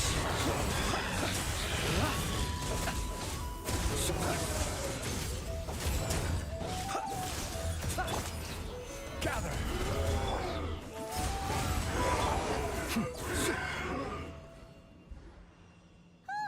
Are you alright? Stay alert. There's still something nearby. Oh no! What now? That better not be more wild hunt monsters! Lohan? You scared Paimon stiff! She thought you were... Stop right there! Answer me this. The 2 letters I gave you, who are they for? All right, because the Wild Hunt can impersonate people. 2 letters? Wasn't it 3? Uh-huh, it's a trick question. Okay. Well, Paimon's coolest naive expression doesn't appear to be an act. Hey! What are you trying to say? Wait, what are you trying to say, huh? It's saying you passed the test. Paimon passed a test? Really? Huh! She didn't even realize she was taking one! You may dispense with your suspicions. The wolf pack has borne witness. They fought against the aberrations that encroached upon this land. And our attackers showed no ability to disguise themselves this time. Ah, a familiar scent. Come. I will await you at the usual grounds.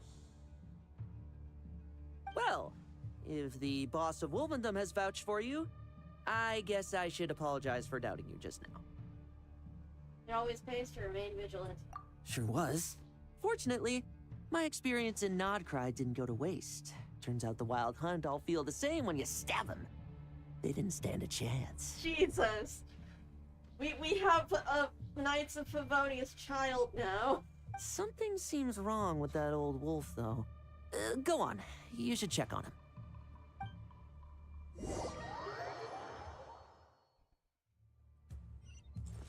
Oh, we're teleported here. That's good at least. Oh, this don't seem too good though. Andreas, are you feeling okay? Razor!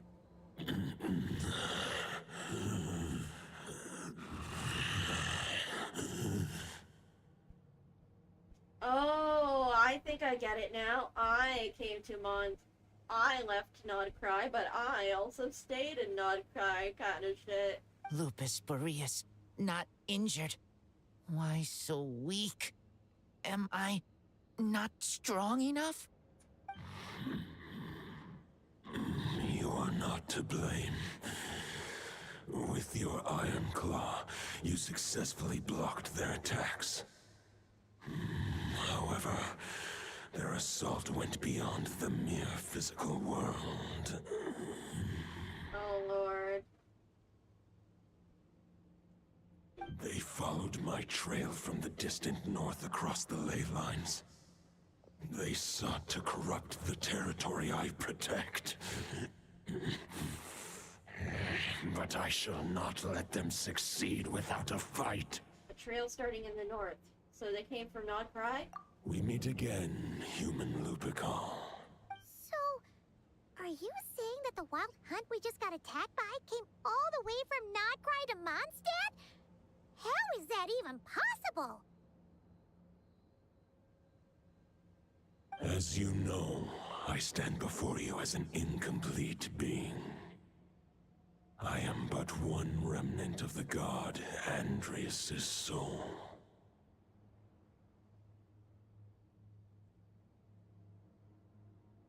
The source of this turmoil. I can sense it. It lies in the north. It is the part of me that remains in Nodcry, from whence I came.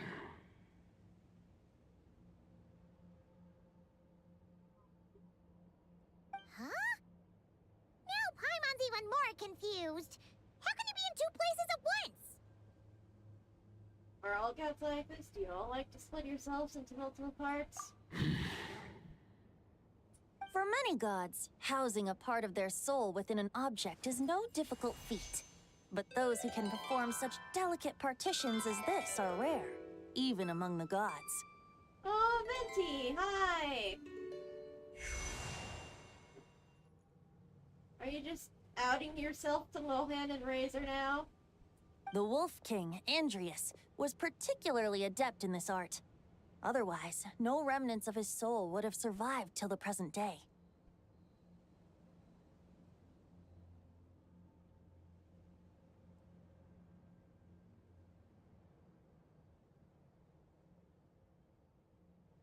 Huh?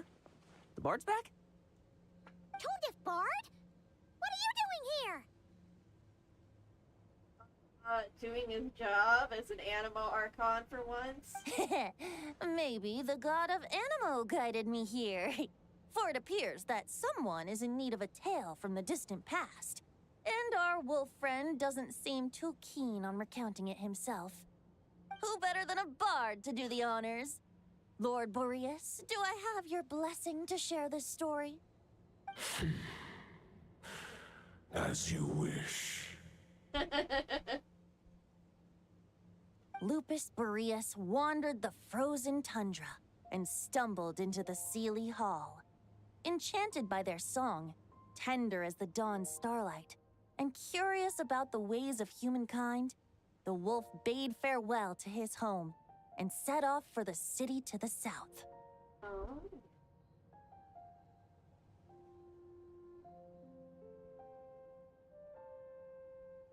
As the high tower crumbled and the fierce winds fell silent, Lupus Boreas, who once had hunted with the storm winds himself, looked within and inquired. Was the shelter he provided for humanity really any different from that given by the reclusive king in his tower?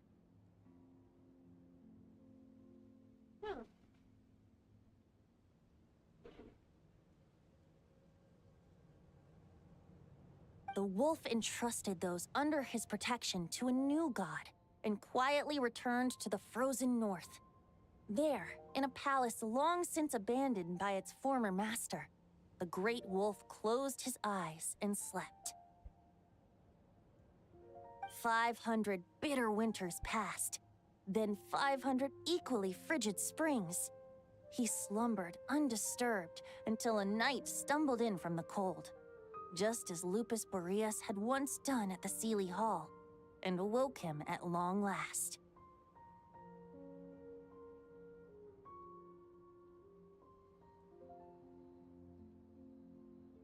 The knight asked the wolf to join him on a journey south, to see once more the land that had all but faded from his memory. The gentle wolf, unwilling to refuse the human's earnest plea, split his soul into two halves and left his home once more. Oh. So that's how it happened. Seeing how the ice and snow had given way to verdant plains, hearing the laughter and song that now filled the once somber city, the aging Lupus Boreas turned to his friend, the god of Animo, and remarked,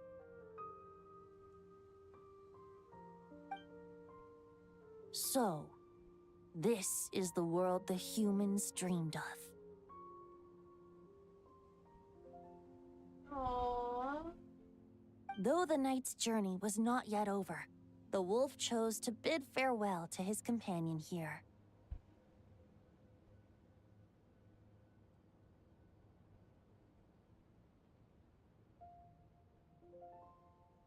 He had written the end to his story. What knowledge he had been gifted flowed into the land. Everything he was, he gave unto the world. Well, that's how a bard would tell the tale. Lord Boreas, is there anything you'd like to add? There is no need for you to ask that question. So that's what happened. You returned to Mondstadt with that knight 1,000 years ago, and then, for the sake of the new Mondstadt, You need not feel remorse on my account. That was my answer, my decision. Aww. If anyone should feel regret, it is the part of me who remained in Notcry. I fear Andreas has not found peace in his heart even to this day. So Boreas is this him, and Andreas is the other him. Interesting.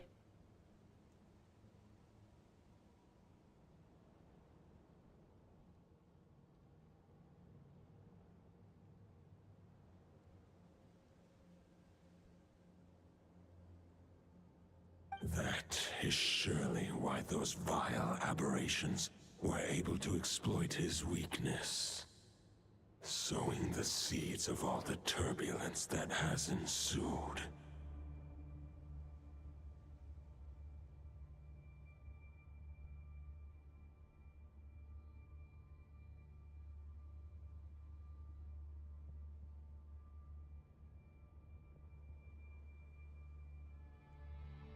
But we followed Boreas' trail in Nodcry. We investigated and discovered no signs of instability.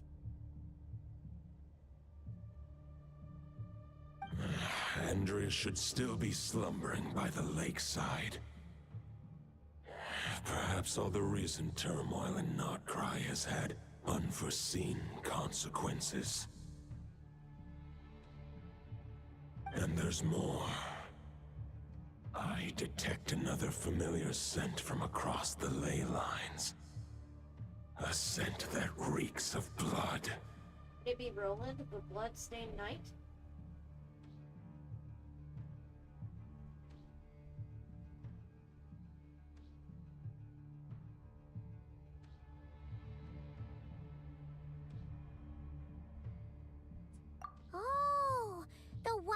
who became the Bloodstained Knight?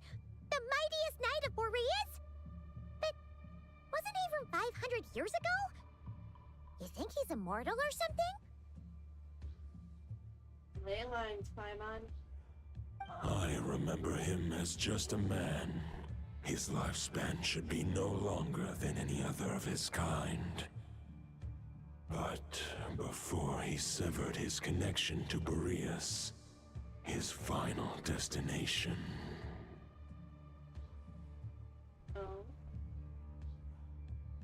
It was the ancient kingdom of Conria, as you call it.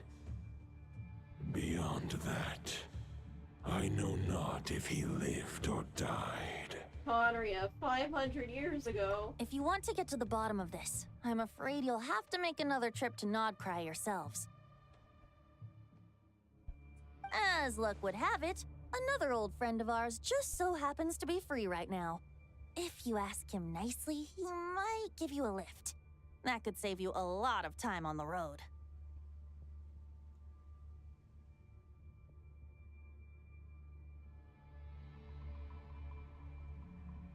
Yeah, it would.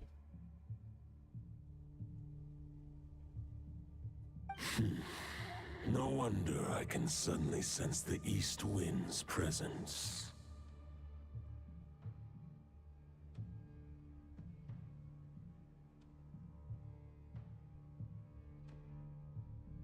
If even Mondstadt has been affected by the fallout, Nodcry must be in real trouble by now. I hope VARKA can handle it. Too, buddy. VARKA? Is he in danger? I believe too many passengers would slow our dear friend down. I fear he only has room to carry one person, along with perhaps a diminutive companion. I understand. I'll go. Alright, wish it could be me, but I accept that we should send our strongest warrior to fight Nodcry's battles. I'll stay here and deal with any wild hunt that try harassing Mondstadt. It'll be a good chance to try out some new moves. He and Child would get along so good. Razor. Oh, Razor baby. I stay in Mondstadt too. With Traveler's help, VARKA will be safe. I'll do my damn best, Razor. Don't worry. Razor, give me your iron claw.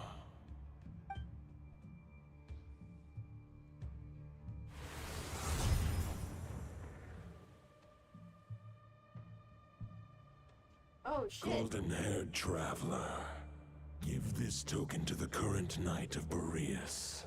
What's this? It is a wolf spirit. It contains my power and thoughts. Though I have given him a piece before, this should bring him new strength. Oh, shit.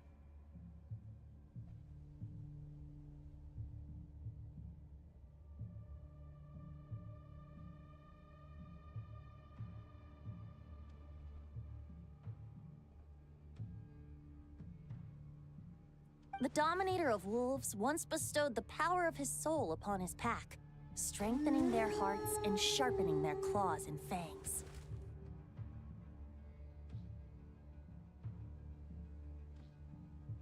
But human hearts and flesh cannot bear the soul of a wolf directly.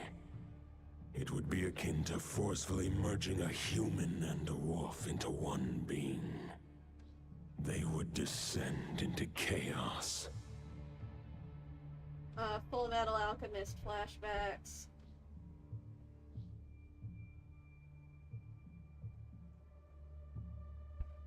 To prevent the entanglement of souls, the most I can do is temporarily house my power and thoughts within claws and fangs wrought of steel.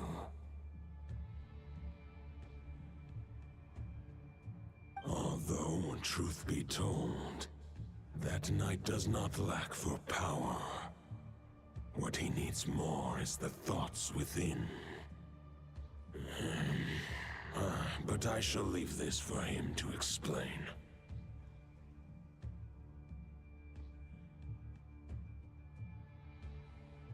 Is it safe to separate a piece of the wolf spirit at a time like this? The Great Wolf King of the North remains strong for now. Besides, do I not have the protection of my Lupical? I will protect Lupical. The North and Varka, I leave to you. Just give me the word whenever you're ready.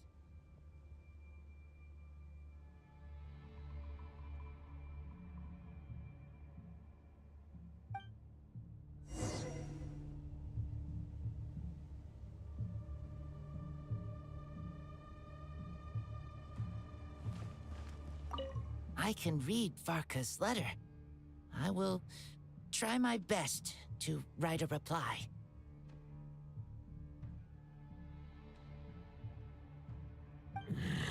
A wolf's claws make poor instruments for writing human words. But that token will suffice to convey my thoughts.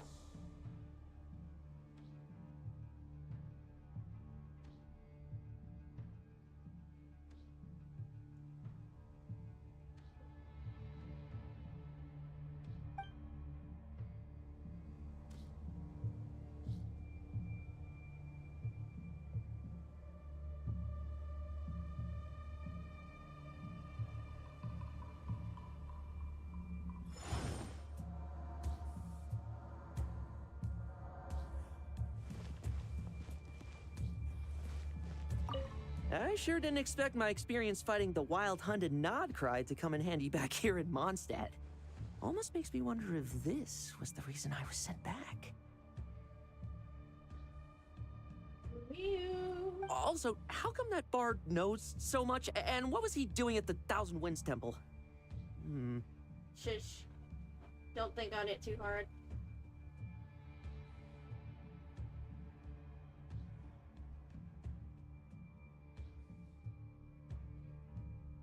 Well, whatever.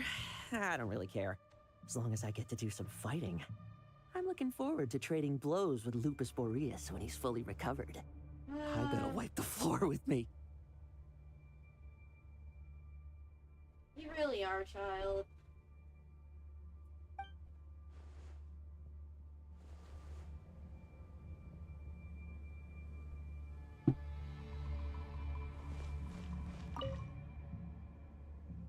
Any questions before you set off? Better ask now. You'll probably have to hit the ground running when you get to Nodcry. About the Wolf of the North. The root of this turmoil lies with the remnant soul that Andreas, dominator of wolves and god of the North Wind, left in Nodcry.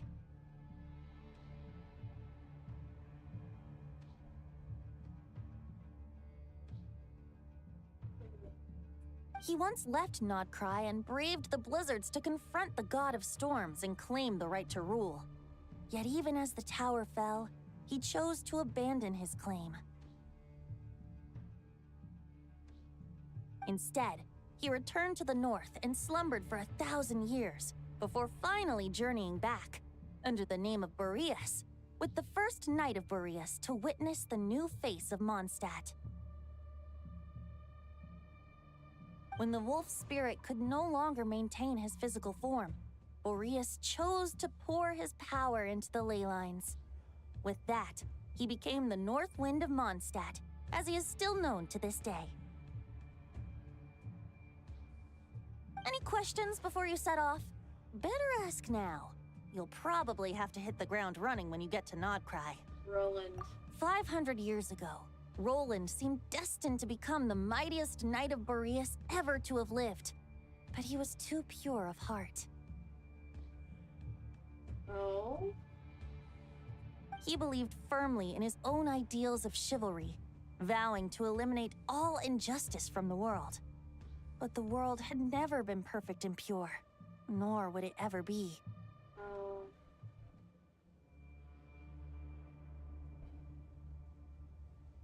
Neither his mentor, the wolf pup Rostam, nor the Grand Master, known as the Lion of Light, could persuade him to temper his obsession.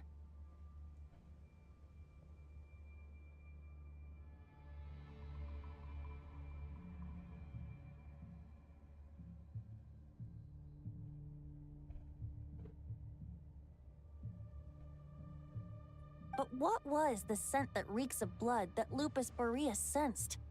And what is its connection to Conria and the Abyss? Perhaps you will uncover the truth in Nodcry. Any questions before you set off? Better ask now. You'll probably have to hit the ground running when you get to Nodcry. About the token in the wolf The soul spirit. of a wolf is as unyielding as ice, and Andreas is a master of molding and shaping it. His people once drew great strength and wisdom from the wolf spirit. But human hearts and flesh cannot contain the soul of a god. Attempting to place the wolf spirit in a human vessel would slowly devour their sense of self, even if Lupus Boreas did not intend for that to happen. That's why Lupus Boreas developed the technique of imbuing weapons with his soul. It is his way of blessing his human Lupical with the wolf spirit's protection. In fact, there is an ancient song that tells this tale. A weapon once of common iron, now through friendship turned divine. Twixt man and wolf a bond was made, a power born within the blade.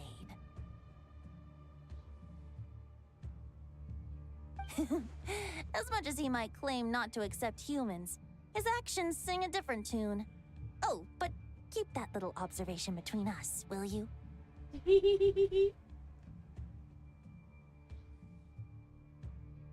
Any questions before you set off? Better ask now.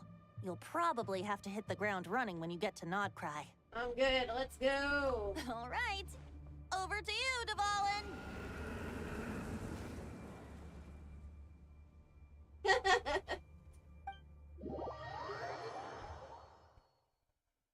Just so casually calling upon The Knight of Boreas awaits below. We must part ways here. Barbatos and I have other plans. We will meet you again later. Oh. Thank you so much, Dvalin. Alright! Hey, wait! How are we getting down?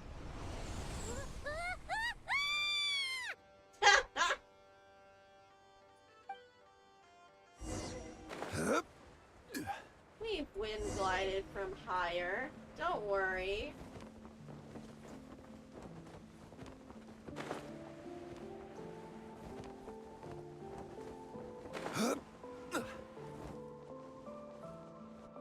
Oh.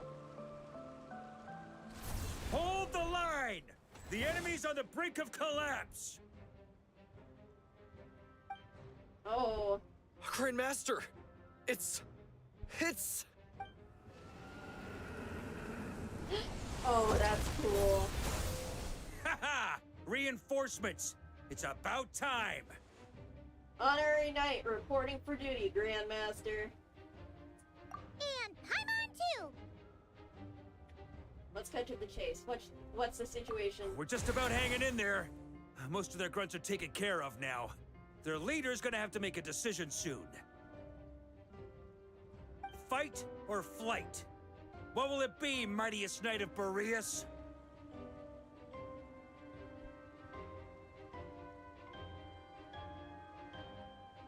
As expected, this hastily summoned Wild Hunt horde is nothing but a disorganized rabble. A mere shadow of the forces gathered by the Rahir of Solmari. Yep. But they have served their purpose. I now understand your tactics, and you, in turn, understand mine. This is fair. This is the way of chivalry.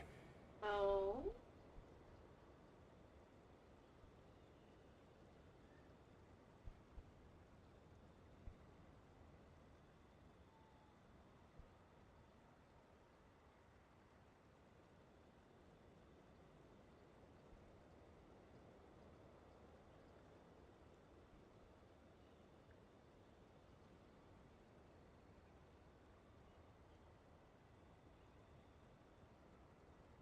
Farewell, heir to the knighthood of Boreas.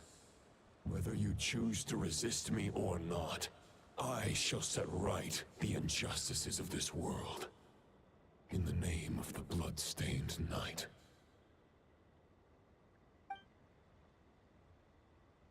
Guess they're retreating for now.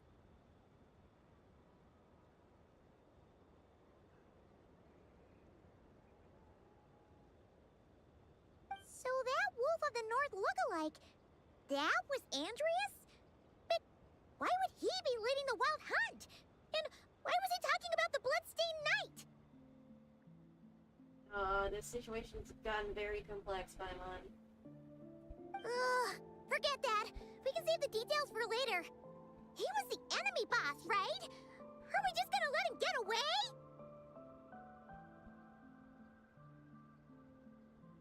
There's no point chasing after him.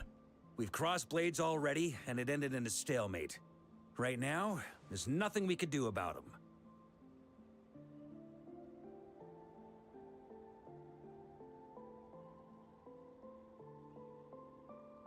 Why? As strong as he might look, surely he can't be any stronger than the foes we've fought before. True.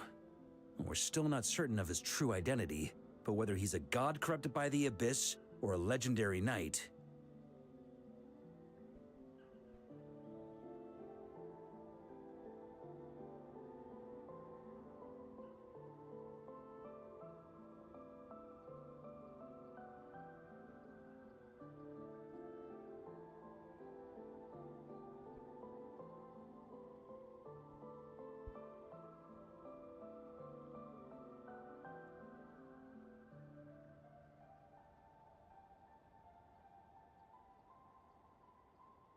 Killing him might be just about possible, especially now that you're here.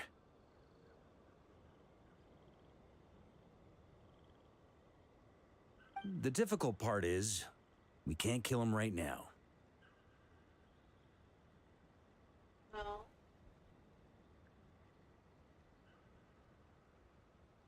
Huh? What do you mean? Is he immortal or something? Killing him might have an effect on the other. On Boreas, maybe?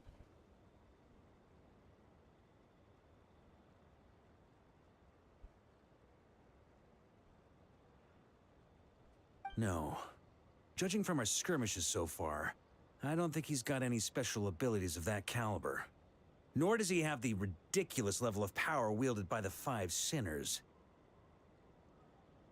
Yeah, they are pretty ridiculous on the power scale. But, compared to Rerir, our current foe clearly has a better understanding of how to exploit Nodcry to his advantage. Particularly when it comes to Andreas' remnant soul. So what you're really worried about isn't so much the enemy himself, but the god remains? Exactly. Sounds like you realize what the crux of the issue is.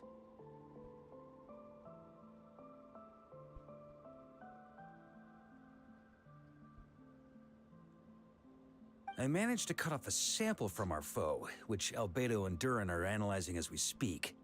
Meanwhile, our other allies should be making their way home from their own battles by now. Let's discuss this further when they're back. We still have some big challenges ahead before this expedition can finally be declared a victory. Yep.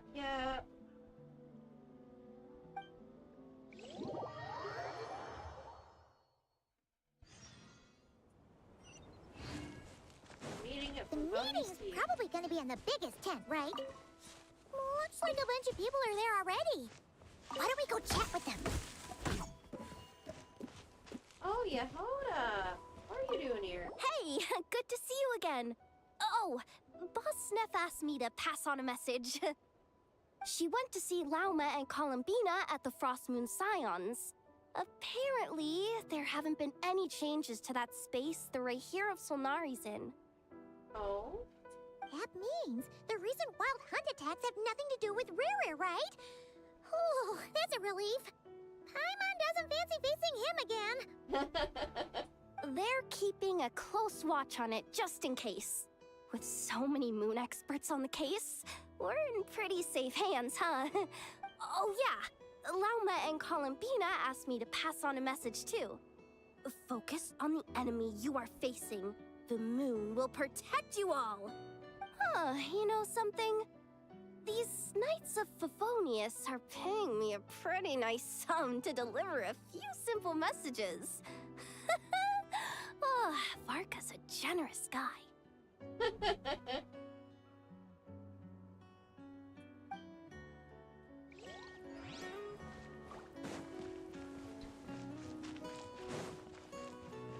Oh, Inepa! Hello. Short distance propulsion module on cooldown. 15 minutes until next departure. Switching to chat mode. Hello there, Paimon, Traveler. Inepa, what are you doing here? Varka placed a sizable order with the Clink Clink Krumkake craft shop. Aino is hard at work producing the strategic reserve, while I am handling the deliveries. Yay! Secondly, I am also here to attend the meeting in her place.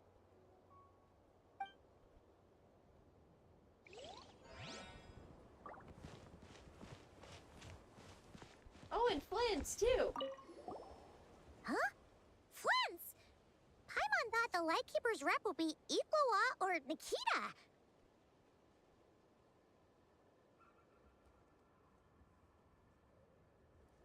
It's not like you volunteered to attend a meeting. You're quite right. However, Itlua and Nikita are both busy organizing the Ratniki's region-wide response to the recent attacks.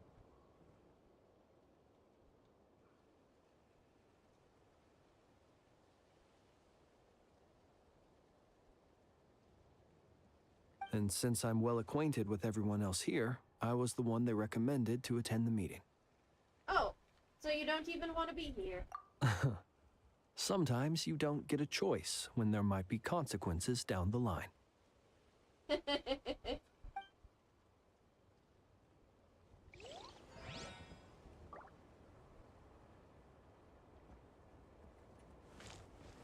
Anyone else I should talk to? Doesn't look like it. Hey, Honorary Knight. Looks like pretty much everyone's here. Yep. Albedo and Durin are just wrapping up their analysis. You want to wait for them here? Wait for the meeting. Great. While we're waiting, could you update me on the situation in Mondstadt? Will do. Some not so good stuff happening there.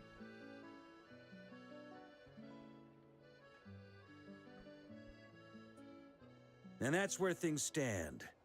The Wild Hunt is no longer under the Reikir of Solnari's control, but it has been reborn from the ashes and is now launching widespread attacks. Intel from the Frostmoon Scions and the Curatorium of Secrets corroborates this. No disturbances have been detected in the space where Rere resides. What we are facing here is a completely new foe. Not completely new, but yeah. Summarizing current situation. To confirm, the present leader of the Wild Hunt is the creature resembling a wolf. Andrius, god of the North Wind.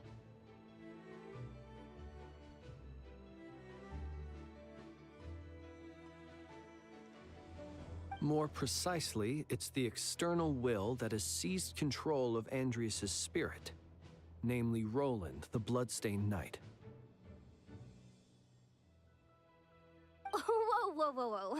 Hold on. I'm completely lost. Isn't Roland some Mondstadter from like 500 years ago? How'd he suddenly get wrapped up with a god from 1,000 years in the past and the present-day Wild Hunt? Allow us to explain that part. Are you familiar with compensation mechanisms? When an organism sustains damage, relevant tissues will undergo changes to offset the loss of function. And that's what the Wild Hunt's doing? For example, when one kidney is damaged, the other will be strengthened to compensate. Or, when a main artery is blocked, the collateral vessels become more active. Similarly, when the Wild Hunt lost their leader, the Abyss harnessed the memories that flow throughout the ley lines to fashion a new one, fit for the present circumstances.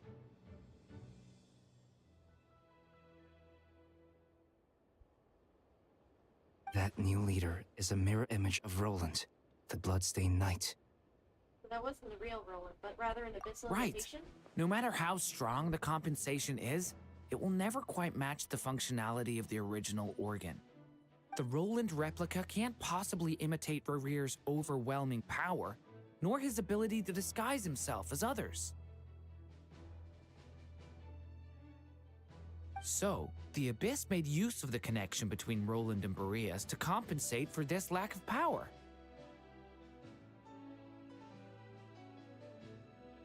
The replica corrupted and took control of Andreas as he slumbered by the bank of Eimsvartnir, ultimately manifesting as the giant beast that you all witnessed. However, exactly why the Abyss chose Roland to mimic, and indeed how it was able to do so, remains unclear. I guess he must have gotten caught up with the Abyss or Nodcry somehow during his wanderings through Tevat. But we can keep those questions on the back burner. Okay, Paimon gets all that, but what did you mean when you said we can't kill him right now? We can't kill him right now because a dead god may prove more dangerous than a living one. Yeah, remember how in the aftermath of the Archon War, there were a whole bunch of plagues across Liyue and shit? Yeah, that's what he's worried about.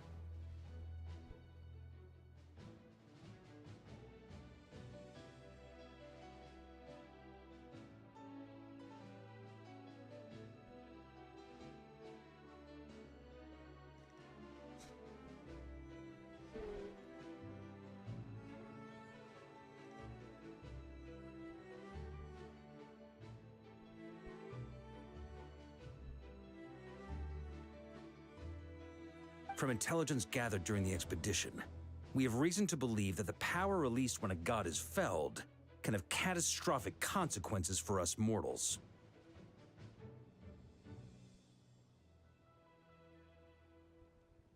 Worse still, the wrath that remains after a god's passing becomes a source of endless turmoil. Once god remains contaminate the land, they will persist for thousands of years. Like the Taragami on Yashiori Island and Tsarasuna, or the karmic debt borne by the Akshas for millennia. This land has already been ravaged by the Wild Hunt. If we add god remains to the mix, it'd be like adding salt to an open wound, placing everyone who lives here in perilous danger. Yeah. Query. While I can indeed find records of disasters caused by god remains in my database, there also appear to be cases of gods dying naturally with no ill effects. In that land, the passing of the Pyro Archon's flame is a common occurrence throughout history, and even the part of Andreas who remains in Mondstadt has experienced death once before, has he not? Great question. Glad you asked. Honorary Knight, you said Lupus Boreas gave you a token to pass on to me? Please, present it now. It should help explain things faster. Oh?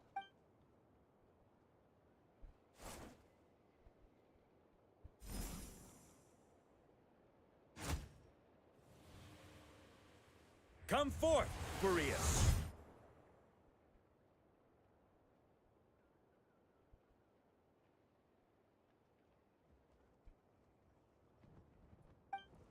This form has come to the end of its time. I'm afraid I can accompany you no further on your journey. My soul will fall into silence, and my power will flow into the ley lines of this land. Perhaps this is all that a wolf can hope to do for humankind. Boreas. Do not grieve for me, For this is the end I have chosen. Instead, remember that one day, your wandering too must come to an end.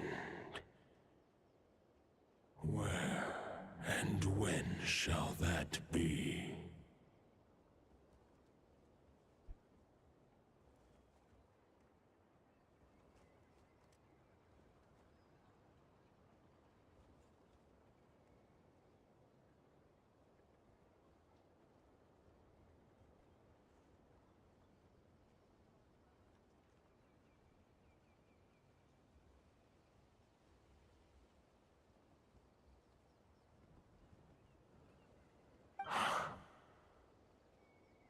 A final wish before I slumber.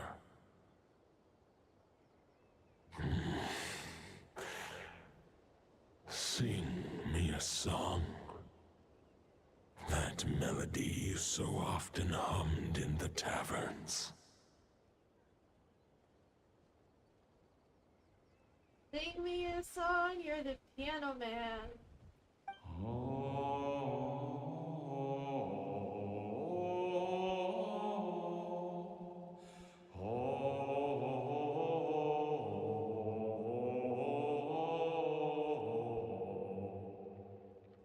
What's that? You saw it too. You must have keen powers of perception. Not that it surprises me. That was Boreas's final thoughts before merging with the ley lines. It's the reason Mondstadt remains unharmed by his god remains. In his final moments, he made a choice to give everything he was to the ley lines. All to protect Mondstadt from harm. Sounds like Andreas spent thousands of years searching for his place in the world, too. Yes. And now our task is to return the answer he found, the decision he made, to Andreas's heart.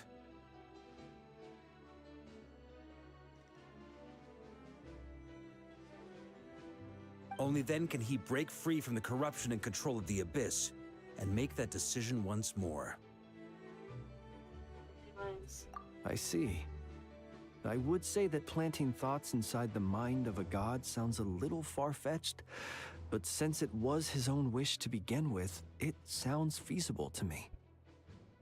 Wait, we already have a perfect solution? Then why are we even having this meeting? Let's go do this thing! It's not that simple, Yehoda. Ha ha ha. If only it were that simple. Unfortunately, this one thought alone is unlikely to be powerful enough to break through the Abyss's control and reach Andreas's heart. We need to find a way to make the thought within this sword stronger and more resilient. For now, Boreas needs all his remaining strength to fight against the abyssal corruption to Mondstadt's ley lines. He can't afford to send us any more of his power.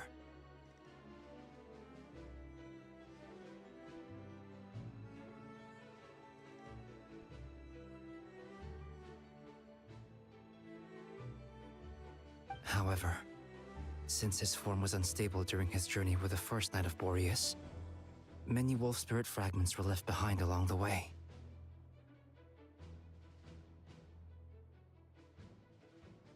If we can collect those fragments, we can use them to strengthen the decision to merge with the ley lines. So we need to retrace his steps and look for random fragments? But they could be anywhere between Notcry and Mondstadt.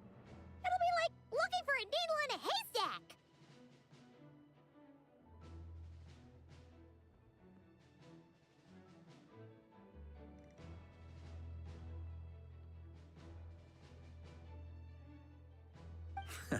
You don't need to worry about that. There's a few fragments left to gather in Notcry, but apart from that...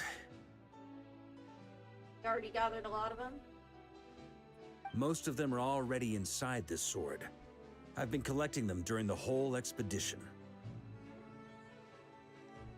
While...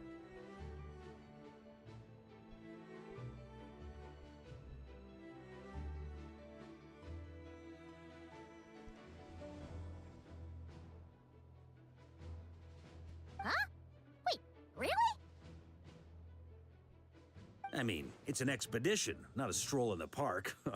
Each step of the way, we've been hard at work planning for every possible contingency.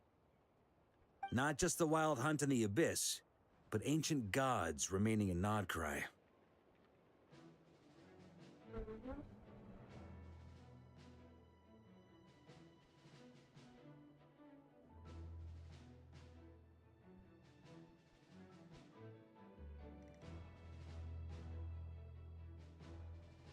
Sounds like this plan was a long time in the making.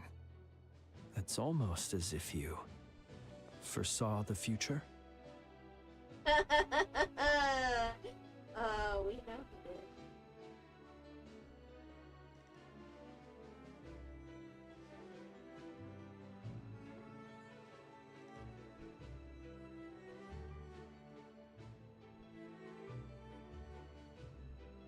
As a matter of fact, I did. I caught a glimpse of fate's reflection. But I can't take credit for it. It was all thanks to the help of a few friends.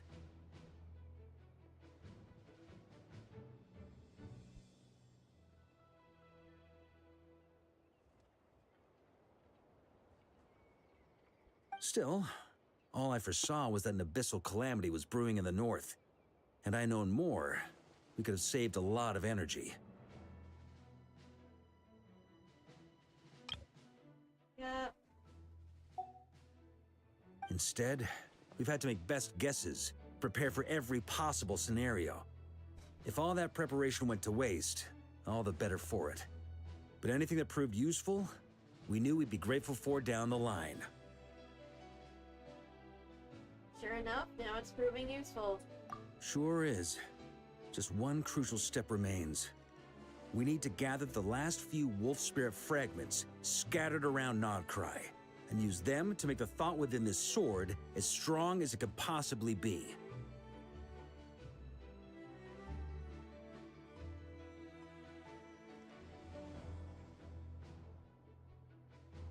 According to what Boreas told me before we left Mondstadt, his form was at its most unstable at the beginning of his journey. That means the fragments here should be the most powerful ones.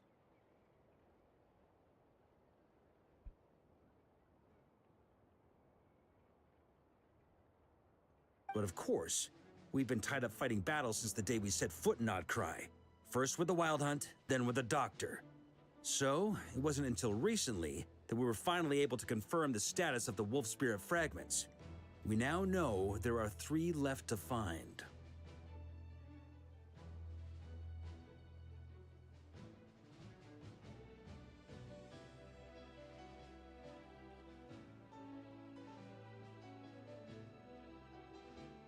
Okay, so 3 more mini expeditions to go. I managed to gather 1 fragment before Roland reappeared. I also have a confirmed location for the second, which I'll take care of in short order. As for the 3rd fragment, we've identified a general search area to focus on, but we'll need all hands on deck to pinpoint the exact location.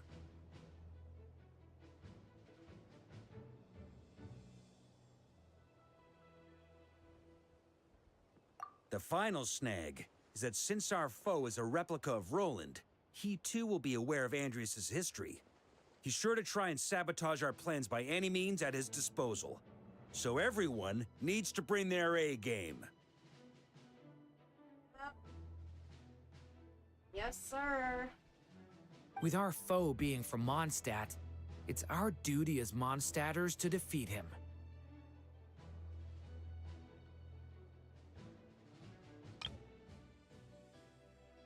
Made a lot of progress already. And since the Wild Hunt is involved, the Lightkeepers will provide their full support.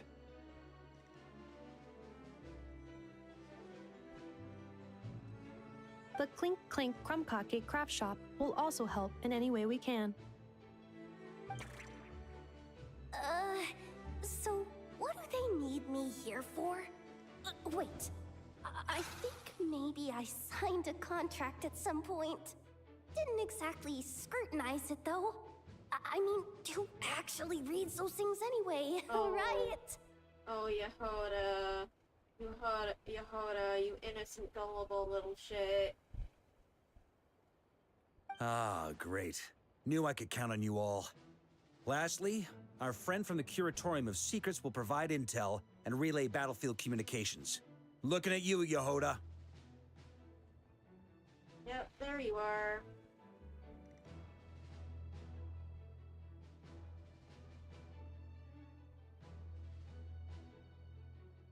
So, you'll be darting back and forth across the battlefield, dodging the wild hunt and the shadow of an ancient god. I'm impressed by your courage, Miss Yehoda. Ah! Oh, you're making fun of her, aren't you?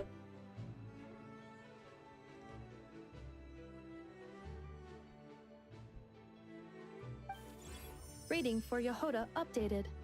Higher quality ingredients will be used to prepare your future meals. Aw, that's sweet of you, Anefa. Darn it! I should have known this payday wouldn't come that easy. I'll deal with the second Wolf Spirit fragment, which we already know the location of. The moment you make any progress with Fragment 3, be sure to give me an update. Traveler, could you join me in retrieving Fragment 2? I have a feeling that your unique constitution might come in handy. Sure, I was just about to ask what my job was. I'll follow your lead, Grandmaster. All right, time is of the essence. Let's move out, people. Dismissed! Woo!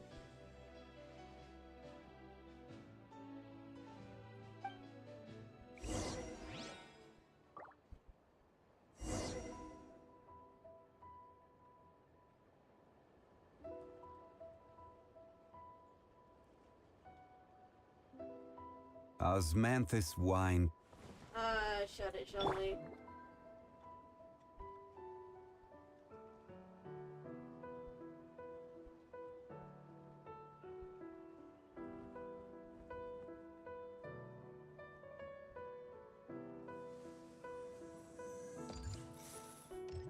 Okay. Yehoda. Yehoda, you dummy! You took the stupid job of your own free will! Oh, crying isn't gonna get you out of it!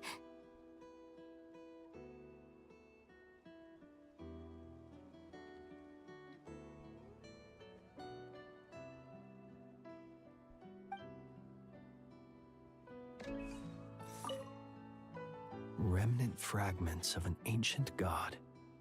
Thoughts stored inside a blade. Maybe I'm overthinking this, but I suspect there is more to Mr. Varka's plan than what he's revealed to us so far. Most definitely, Flynn's. Then again, the enemy can harness the Wild Hunt to spy on us wherever we go. As our commander, I'm sure he has his reasons for choosing not to tell us everything. Yep.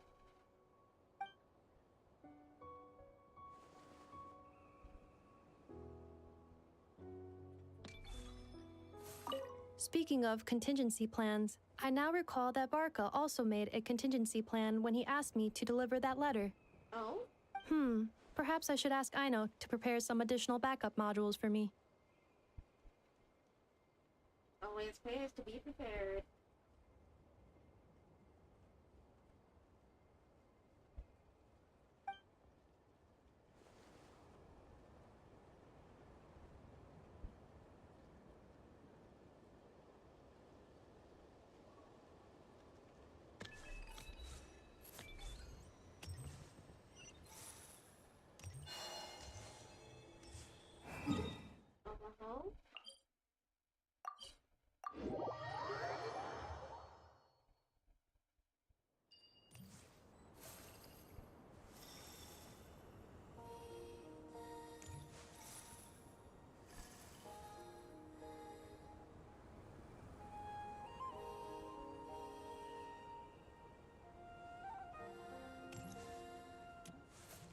Didn't you say Fragment 2 was supposed to be right here?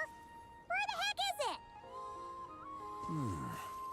Seems like we've run into a slight hindrance. Can I leave this to you, Honorary Knight?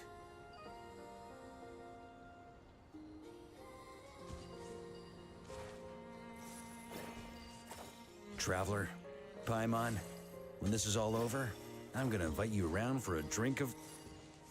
Whoa, whoa! Stop thinking about Mondstadt's wine and kick your head in the game! You can't be daydreaming about alcohol before a battle! Huh? Well, all right, just trying to lift our spirits a little.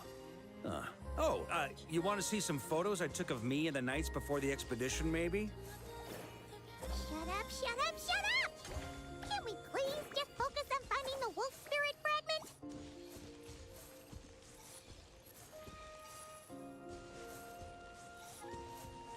Come on, little guy! Stay... Ah! What are you doing? Okay, there we go.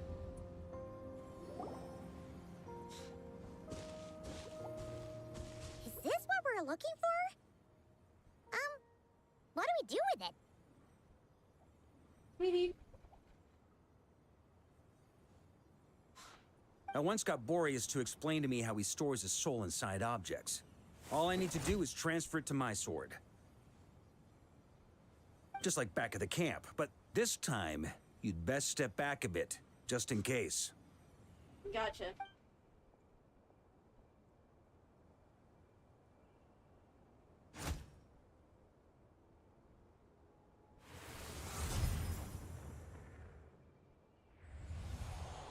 So, you're saying you don't know how to love people, and you don't understand human love either.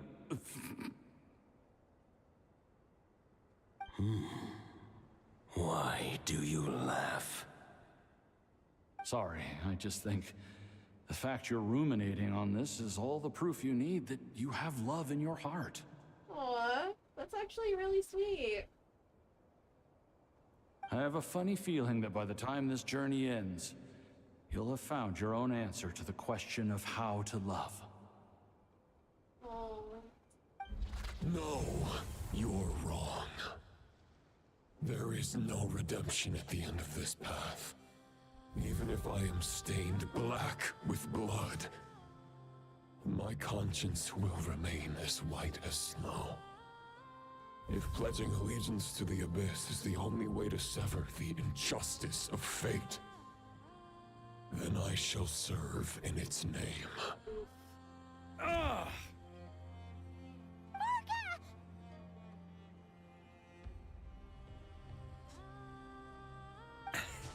Oh, sure enough, this place has been corrupted by Roland's will.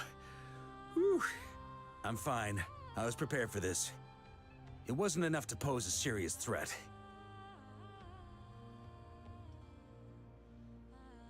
You okay, buddy? We got here just in time. The fragment hasn't been fully corrupted yet. Assuming we can undo the damage, it should still be usable. So that's why you brought me along. You want me to purify it? Purifying the abyssal corruption would definitely be a safe approach. But that's not the only reason I wanted you to come. Could you try reversing the corruption? Not purifying it, exactly, but separating out the Roland part from the wolf spirit. So, keep the Roland part intact as well as the wolf spirit part? Why would you want to do that? Firstly, to test whether it's possible. And secondly, to view Roland's memories. As they say, know thyself, know thy enemy. Understanding our foe is our surest path to defeating him. Never even tried this before. Let me think. How was it explained to me? Ah, yes. Focus on a single thought within the 1,000 winds. Capture that unique wisp before it blows away. I have no idea what that means. Ha ha ha ha! Actually, neither do I. What? Huh. Sounds like something a certain tone-deaf bard would come up with when he can't think of anything meaningful to say. Wait, don't tell Paimon that's what actually happened. Yep. I thought it might mean something to you.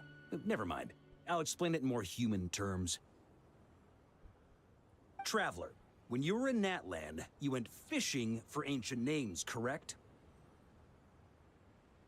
But I wasn't the one doing the fishing. If I'm not mistaken, the Night Kingdom was like a river flowing with concepts. and you were trying to capture the concept belonging to a particular ancient name. I'm thinking the same basic principles should apply here. Okay, but back then, we had a boat and a net. This time, we don't have anything at all. This wolf spirit fragment is like a puddle compared to the Night Kingdom. No need for a boat. As for a net, this is what I've heard.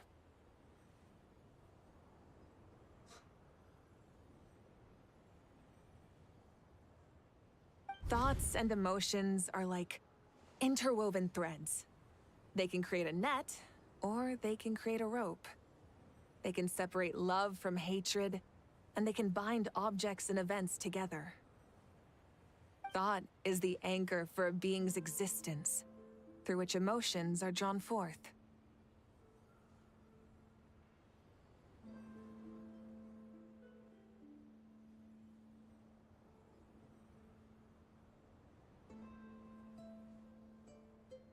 Yeah, I think I'm kind of starting to get the idea, but maybe I'm not. It's hard to say. Also, we barely know anything about Roland.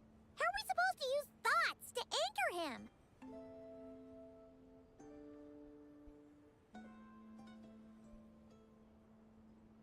Well, maybe you could try this.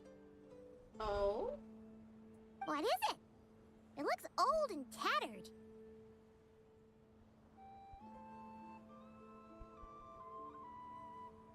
It's an unsent letter, written by the wolf pup Rostam, Knight of Boreas, from 500 years ago. It was meant for his disciple, the White Knight Roland. That's a heck of a thing to just have sitting in your back pocket. After Rostam lost his life in the Abyssal Calamity, Roland left Mondstadt to wander to Vat. Grandmaster Arundelen had wanted to deliver this letter to him. But trying to track Roland down was like chasing a shadow. He never did find him. And so this letter has been sitting at the Knights of Favonius headquarters ever since.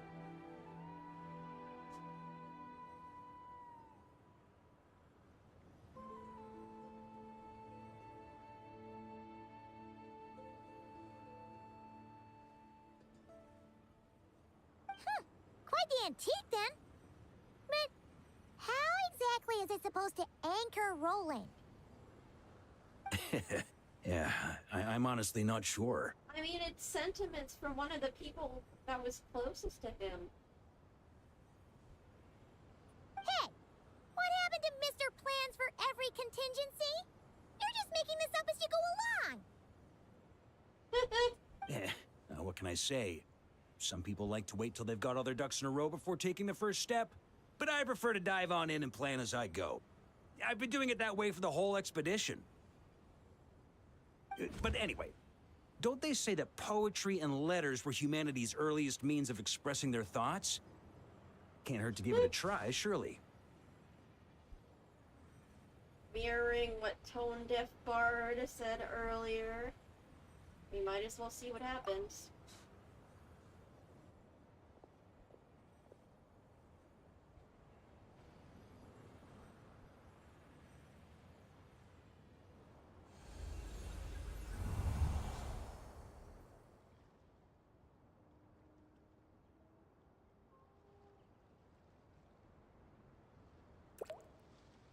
Oh.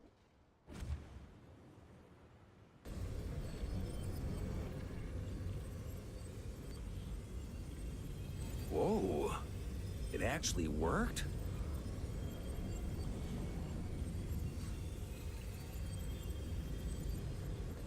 You really are making this up as you go along! So the assimilation of souls really can be reversed, just like he said. Got him. If what you say is true, the monsters I've slain, the justice I have sought to uphold, for mortals to escape this tragic fate, there is only one path.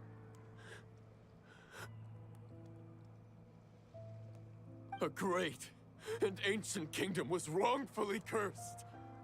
turning its inhabitants into monsters! The code of chivalry tolerates not such injustice. I can actually deeply relate to that. And to Dottores. Because Celestia's fucking If cruel. Abyss be thy name, I pledge to you my loyalty.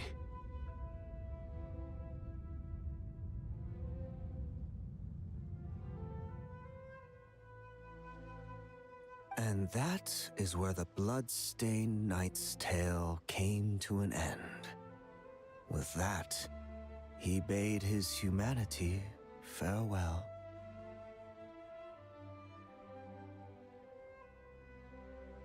Who is that talking? I dare say you must find it quite ironic, Knight of Boreas. Oh my god. Wait, is this Vetterfulnir? That I... Dainsleif? No. Bore a striking resemblance, but that wasn't him. Oh my god! Was I right? Is it Vetterfulnir? While we gazed into the past, he was gazing right back at us. Could it be? Vetterfulnir! So that's what happened. After leaving Mondstadt and wandering the land, Roland ventured underground and saw a revelation from the Visionary. Once he had learned of Conria's fate, he saw the gods' judgment as the greatest injustice. So he surrendered himself to the Abyss.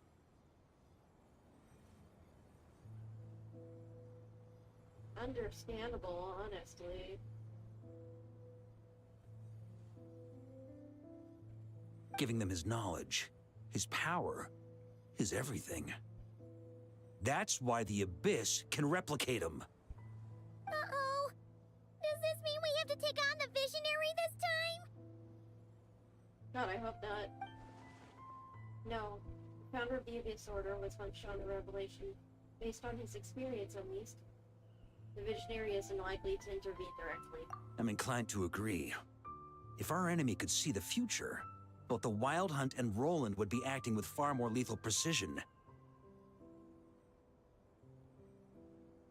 But even without the Visionary's input, Roland still has an intel advantage we can't afford to underestimate. Yep. Every minion of the Wild Hunt serves as Roland's eyes and ears. We need to think one step ahead if we want to outmaneuver him. And on that note, I have a plan I want to discuss with you. Now? Why didn't you bring it up during the meeting?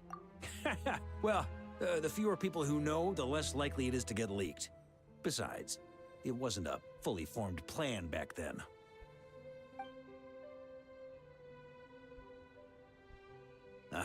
That about covers it. Sorry to ask so much of you again. No way! It's too dangerous! No plan is free of risks. At least this one actually gives us a shot at fully eliminating the danger posed by this ancient god. Surely that's got to make the risk worth taking.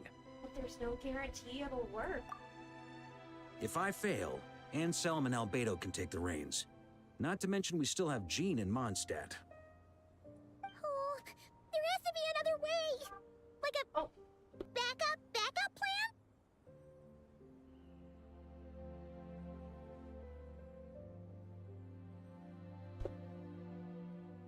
If only there were. But I don't think our enemy will give us enough time to find one. Likely not. Hey! Are you guys done here yet? Ah, Yehoda! Yes, we've successfully retrieved the Wolf Spirit fragment here. Any progress with Fragment 3?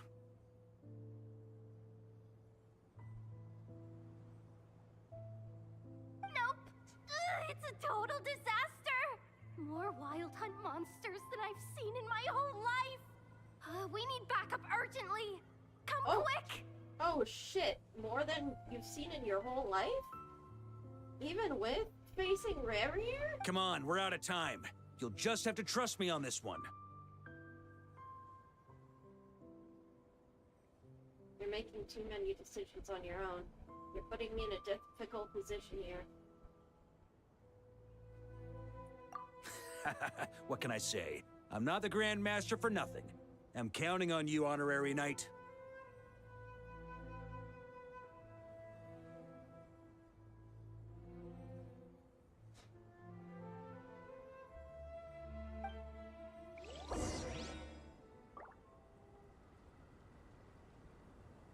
The forces of the Wild Hunt could— oh! Okay, I guess I gotta take a break here to eat. Good timing. I used to take long walks in Silvermoon Hall every day. So don't worry about me. I can keep up. I shall be right back.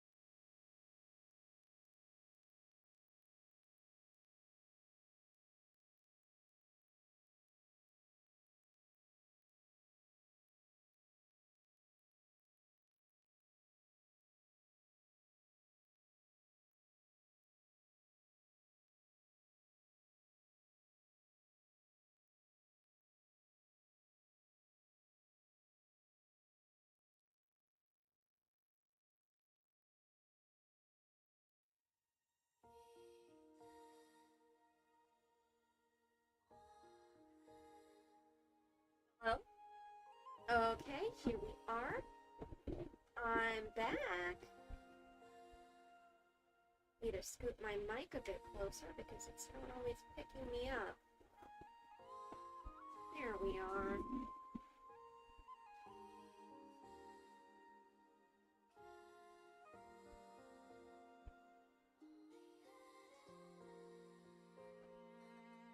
Oh boy.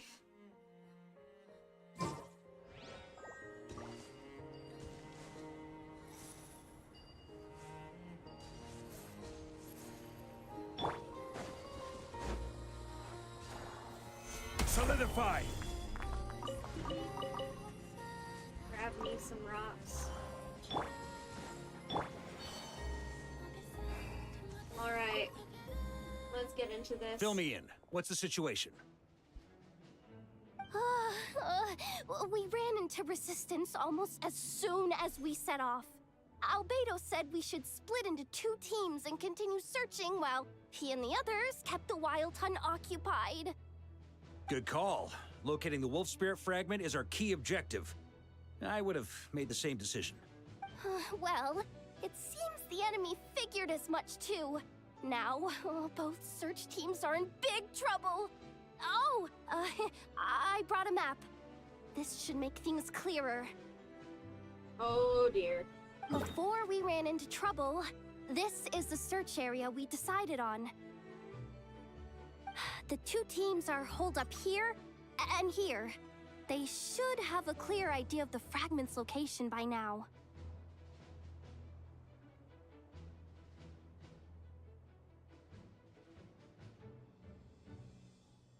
But the Wild Hunt is stopping them from relaying messages back, right?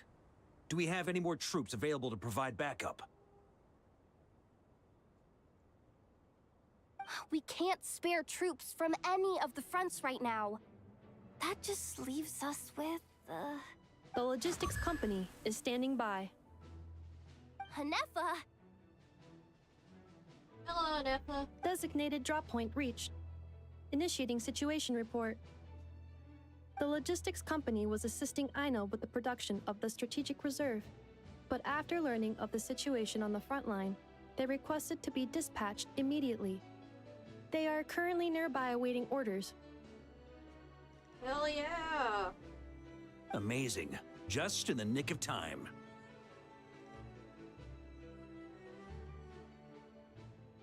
Hey, seeing as you can fly and all, shouldn't you be the one out here delivering messages? I regret to say that without the workshop's catapult, and with my short-distance propulsion module on cooldown, I will only be able to return to the battlefield after another 5 minutes. Please, keep up the good work, Yehoda.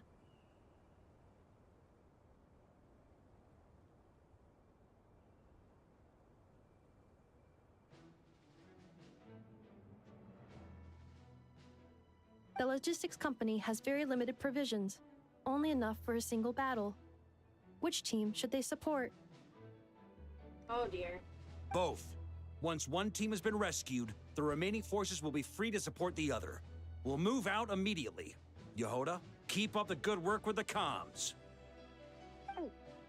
Sure thing. Leave it to me.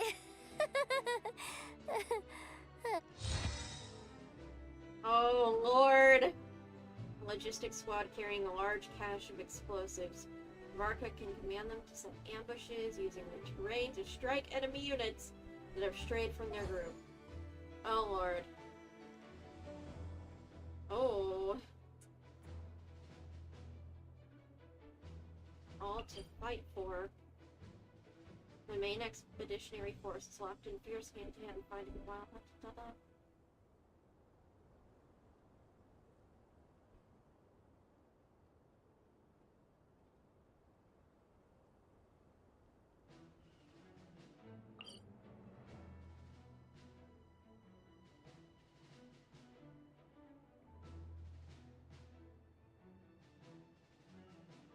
Flickering lanterns bearing their path.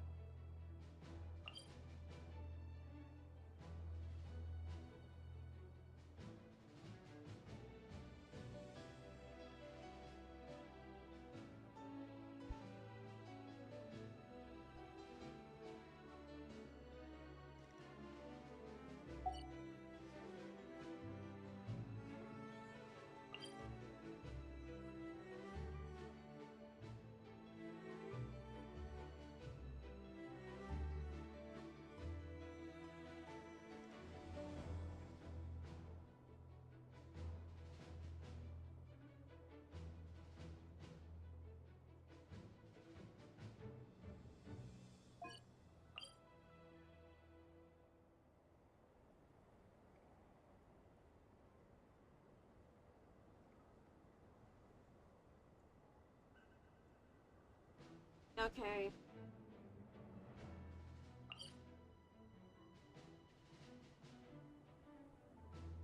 So we should probably free the Light Keepers first.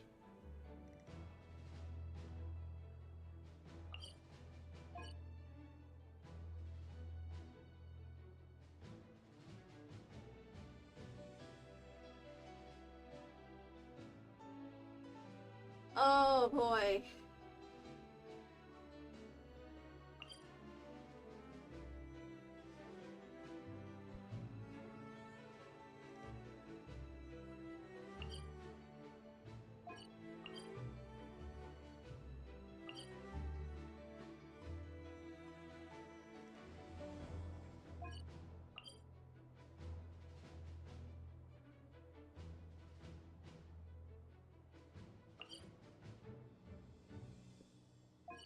God, I hope this isn't like Natlan where... Oh boy. Hold on. I may need to look this up.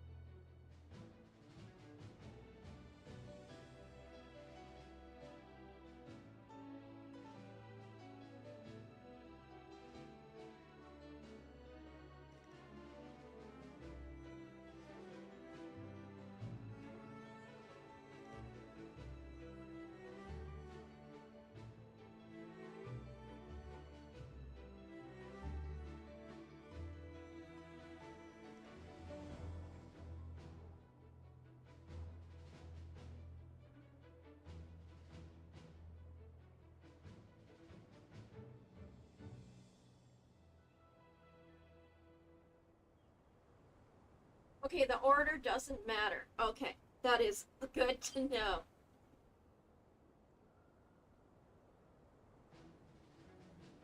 Let's free up the knights, and then we'll sweep in to help the Light Keepers. Ah! It's the Wild Hunt! Come on, let's go help! Something's not right. The Wild Hunt's offensive doesn't seem to be getting any weaker as the battle goes on. Are they getting reinforcements from somewhere? Don't get dragged into the enemy's rhythm. Logistics company, scout out the area. Look for terrain we can use to our advantage. Yes, sir. Reporting in, sir. We've identified viable sites for deploying explosives. Good. Wait for my signal.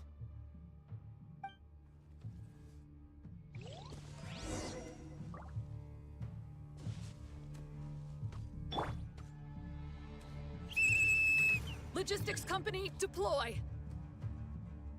Oh, shit. Try to keep up! My master! Honorary knight! Thank goodness you're here. Be careful. There's no end to these monsters.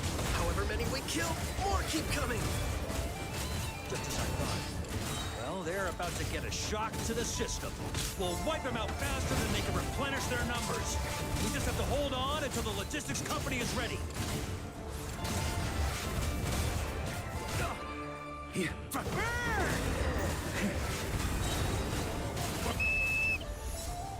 Is that the signal to say they're ready?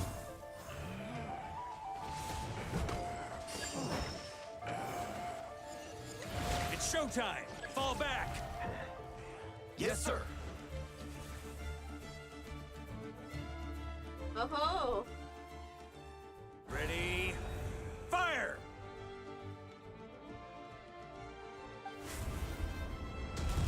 Boom!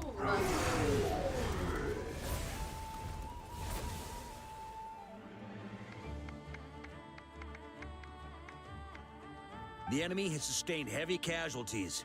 Should be a while before they're strong enough to pose a real threat again. Use this time to catch your breath and fill me in on everything you've learned. Yes, sir. We've narrowed down the search area for the final fragment to this zone here. That's not exactly very narrow. We split the search area between us and the Retniki. Maybe they'll be able to narrow it down further? Either way, I was about to go lend them a hand next anyway. Do you think you guys can keep up? Absolutely. Good to go, Grandmaster. Winfried! Let's go! We've run right through our supplies. We'll stay here and deal with any wild hunt that tries to stage a comeback. Now that they've lost their numerical advantage, they're no match for us. Focus on supporting the other team.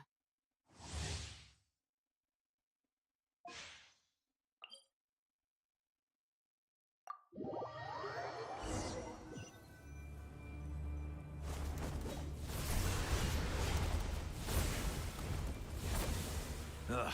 Looks like the same situation here. They just keep coming, wave after wave. Reinforcements.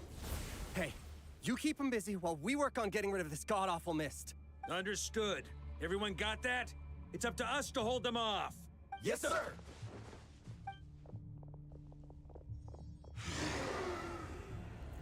Paimon, you go with the Lightkeepers. Why are you with us?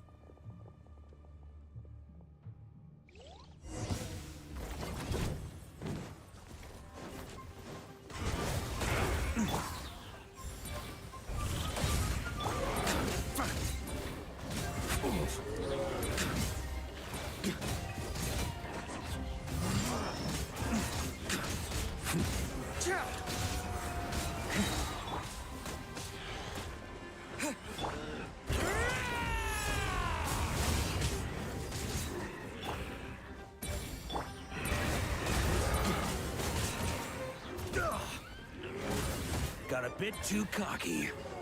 Dear. Hey, they're running out of steam. Now's your chance. Affirmative. Sorry to keep you waiting. That's their source. It was hidden in the mist. If we... Knights of Favonius, charge!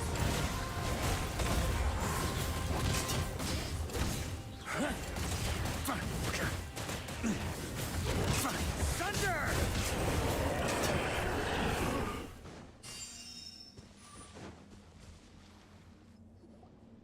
Ooh, I'm glad that's finally over. Brave knights, on behalf of the Lightkeepers, I thank you for your assistance. There's no need to be so formal. When it comes to the Abyss, we're all in this together. Now, please tell me everything you've learned. Very well. We've narrowed down the search area for the final fragment to this zone here. Yes! Now it feels like we're finally closing in on our target. I'll say. We're sure to face fierce resistance from the Wild Hunt, though. Is everyone willing to keep fighting with us? It would be our pleasure, Mr. Varka. Aww. Much obliged. All right, the target is just up ahead. Move out!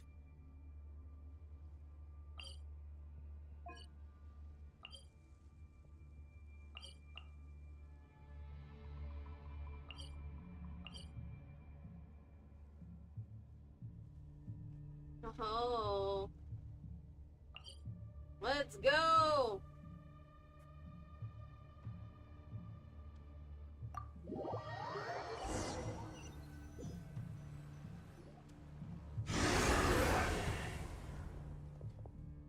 hiding in the mist trick again. These guys must be easily amused.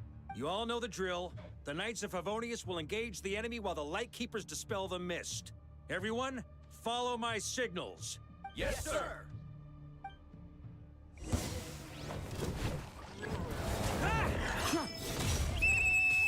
Lightkeepers, prepare to dispel the mist. Knights of Favonius, charge!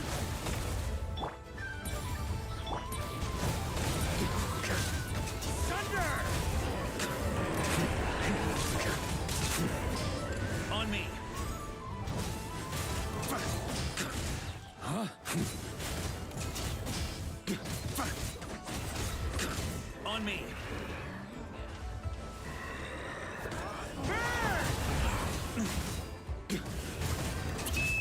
Time to counterattack!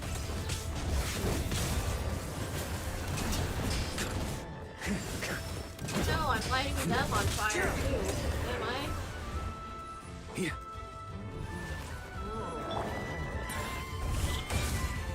Maria sweeping in!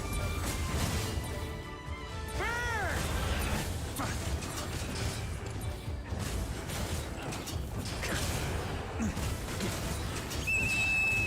Rally to the Grandmaster! Charge!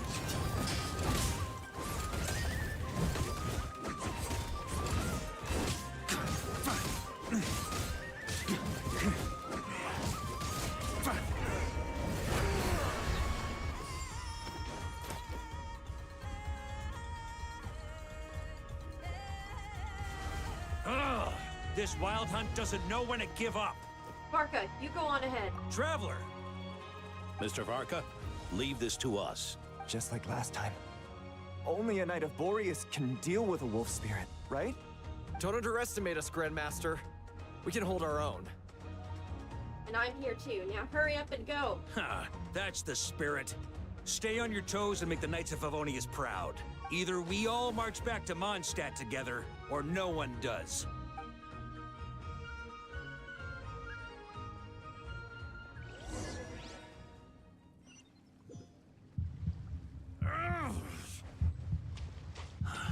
The final fragment is right there. Don't let me down. Oh no.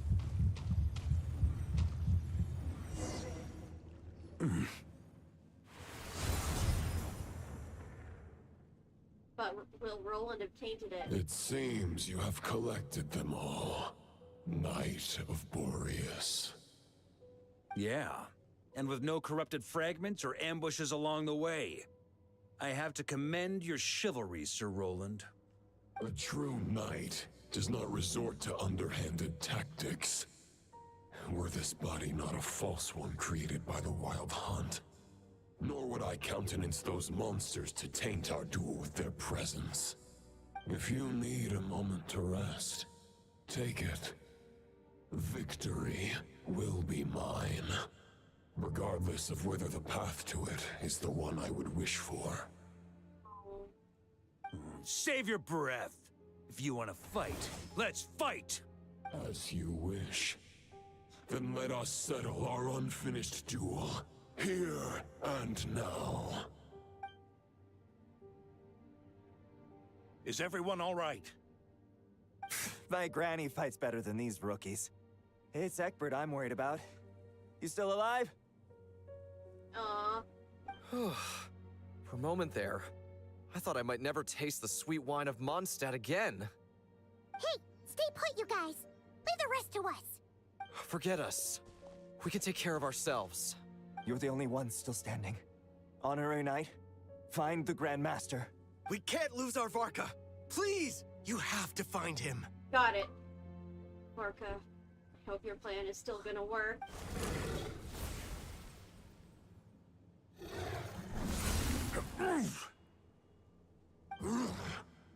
You're holding back, Knight of Boreas. I can tell you do not wish to strike me down. Oh. This duel does no justice to the way of chivalry.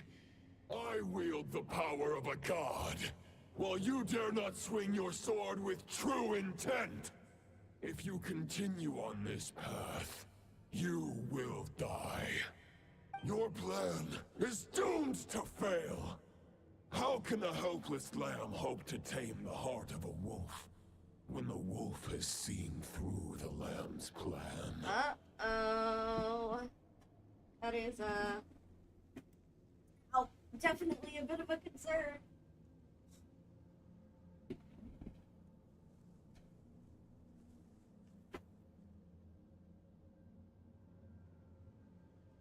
Ha ha ha. You're on to me already, huh?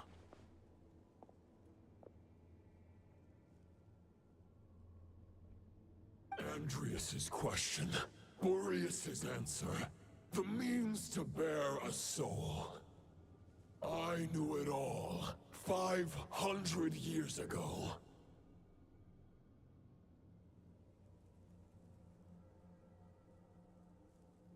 Though the false path may be wide and welcoming, only destruction lies at its end. It is time to crush your futile hope!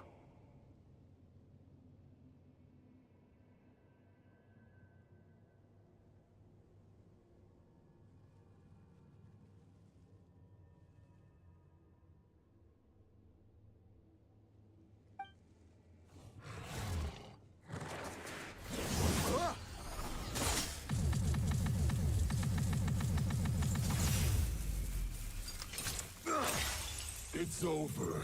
Your sword lies shattered. The wolf spirit and the thoughts you blindly placed your faith in have nowhere left to dwell. Join me and pledge your allegiance to the abyss, Knight of Boreas. One day you will understand that the only righteous path for those of true virtue is the path of darkest truths.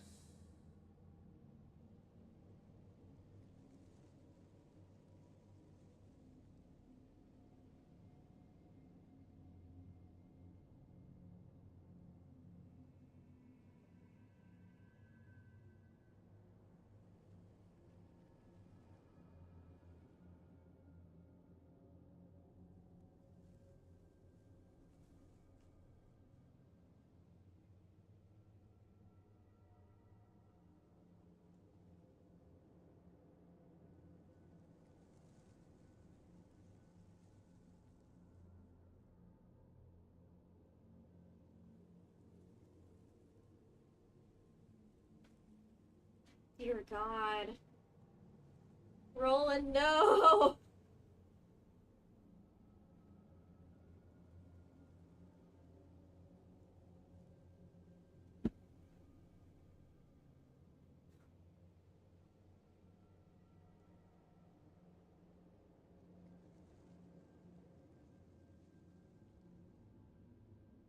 Just because the world is cruel doesn't mean you have to become cruel too.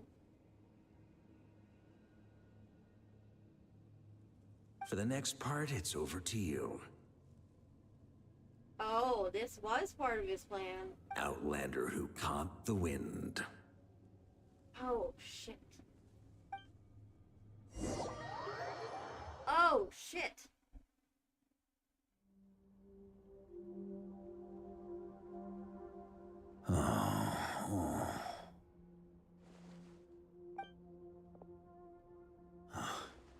The sword is unbroken, but I can't sense the wolf spirit. Looks like I'm no longer in reality. This must be a space built from the entangled consciousnesses of Boreas and Roland. There's no way back, and all that lies ahead is the wolf's maw. Huh. Guess the only way is through. Oh, dear Lord. Literally going through the jaws of the wolf. Was this how big he used to be?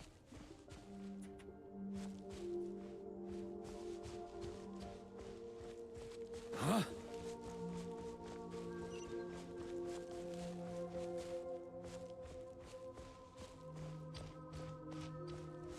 A Favonius sword?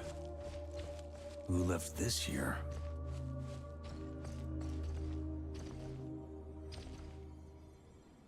Lonely warrior, take me to see him.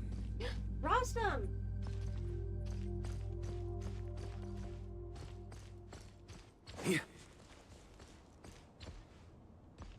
The wolf!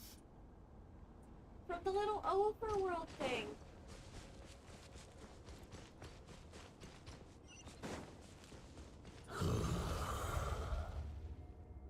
No matter the epoch, the world is awash with corruption and injustice. Roland. I have aided the oppressed and righted many wrongs. I have slain sinners and delinquents. I have slaughtered tyrants and demons. But however mighty one's blade, before the great injustice of fate, a mere mortal can but bow their head. There is only one way to save them. Who are you really trying to convince?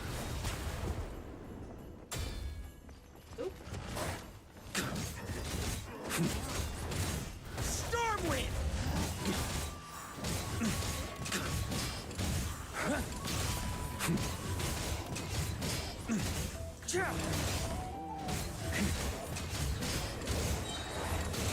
On me! Stormwind!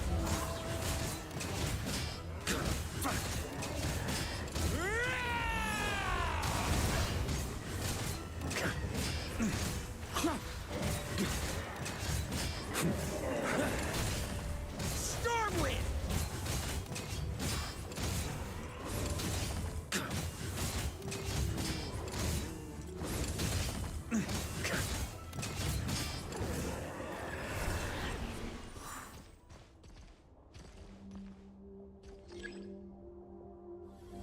Is this the fairest shadow? It doesn't look like an imitation. The title of Boreas must find an heir.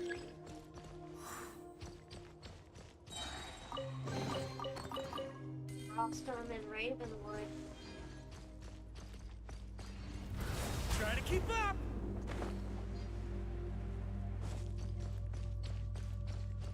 The scent that reeks of blood appears to be getting stronger. The scent or the being that reeks of blood? Which one is getting stronger? Looks like I can just jump right over these obstacles.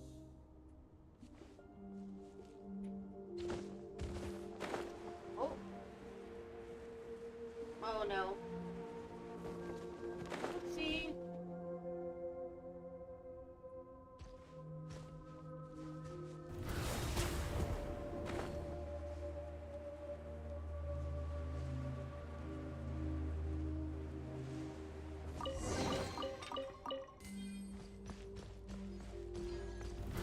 Try to keep up! Oh, woo.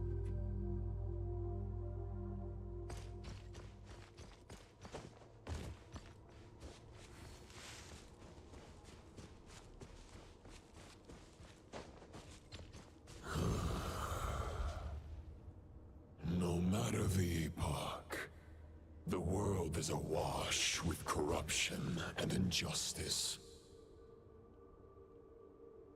Even the most fearless hero cannot fight what fate has ordained. The death that And fate has even the ordained. holiest god cannot escape the shackles that bind them. That binds them. Lupus Boreas, if you still harbor love for humanity, then you must surely know. There has only ever been one way to save them from injustice. Surrender to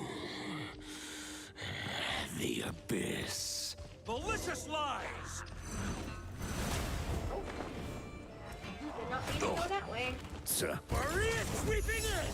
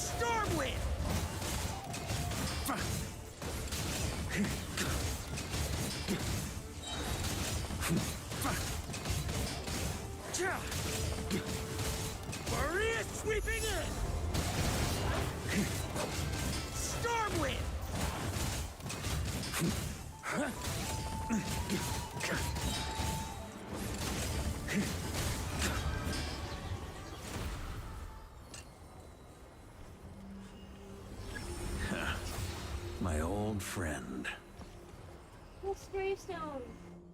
This is not where your path ends. You must continue on.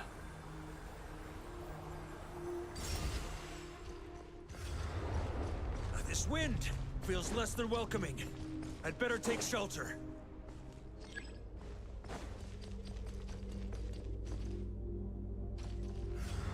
Huh? On me. Stormwind! I looked for cover. Did that not count as cover?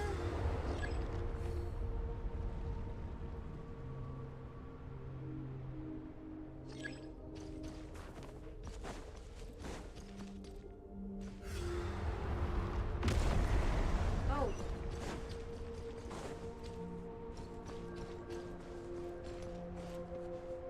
Ah! I can't hide from it! You must deliver it.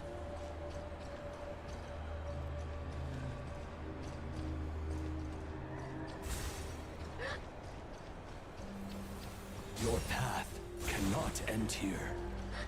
Rostam. Ravenwood. You draw near to the heart of the wolf. Wandering Knight.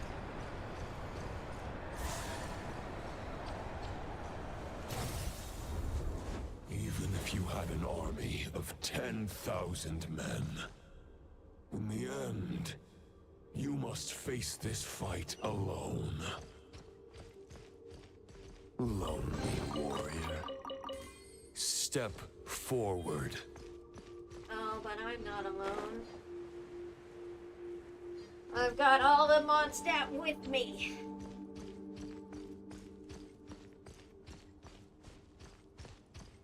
Just like in Natlan, no one fights alone. Is this the heart of the wolf?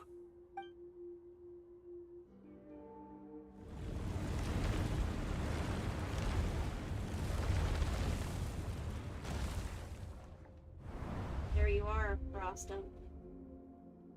Roland! Or no, Roland, not Rost. Rostam was one of the good knights of Boreas. Roland's the one that fell to corruption. After countless bloody battles, trials, tribulations, and hardships, I, with my mortal flesh and blade, attained power to rival that of the gods. But you know better than I that a mortal's prime is fleeting. In 5 years, maybe 10, age will snatch your strength. The power you take such pride in will fade to naught, disappearing like dust in the wind. Your fame will be as fleeting as firewood beneath the starry sky, lit at dusk, dead by dawn. Utterly insignificant. Oh yeah? Be that as it may, the fires that burn down here blaze more brilliantly than the light of 1,000 stars.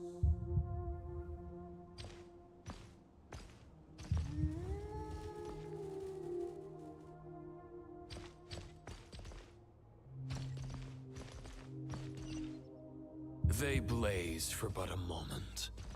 100 years from now, your earthly flame will be long snuffed out. And those you once illuminated will be left cowering in the cold and empty night. Ha! No. They'll remember me in 100 years, just as I remember all of you from centuries ago. That's the thing about firewood.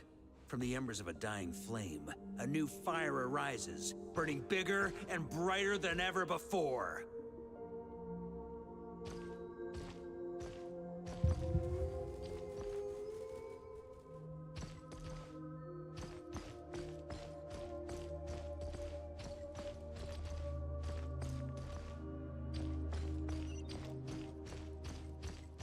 A knight's duty is to save others, not demand things from them. How can one call themselves a knight while placing their hopes in generations to come? Well, as long as I put an end to you here and now, I won't need to rely on anyone else.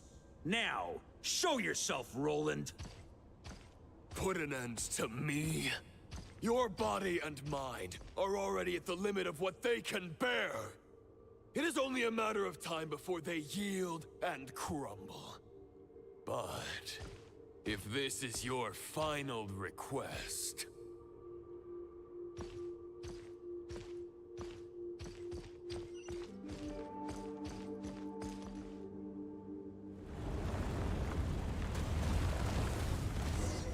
Face me! I shall do as you wish.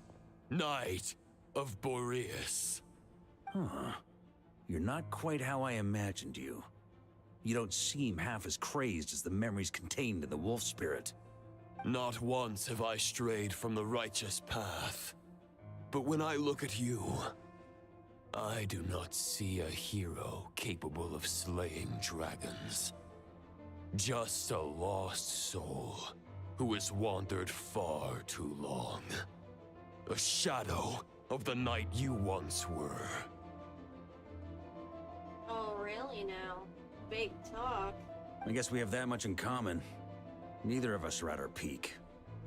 The ray here of Solnari's forces have been defeated. And the Roland you see is but an imperfect image cast by the Abyss. I wield the power that Roland did at his peak, but my heart and mind remain frozen in that blood-stained moment.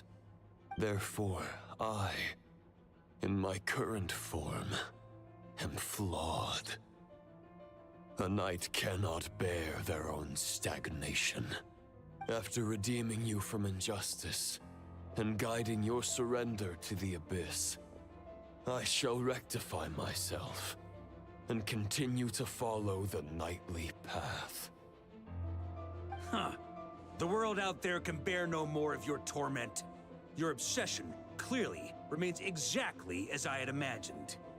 I suppose there's no chance to make you see the light. No words can make a knight doubt his convictions, no matter how noble they may sound.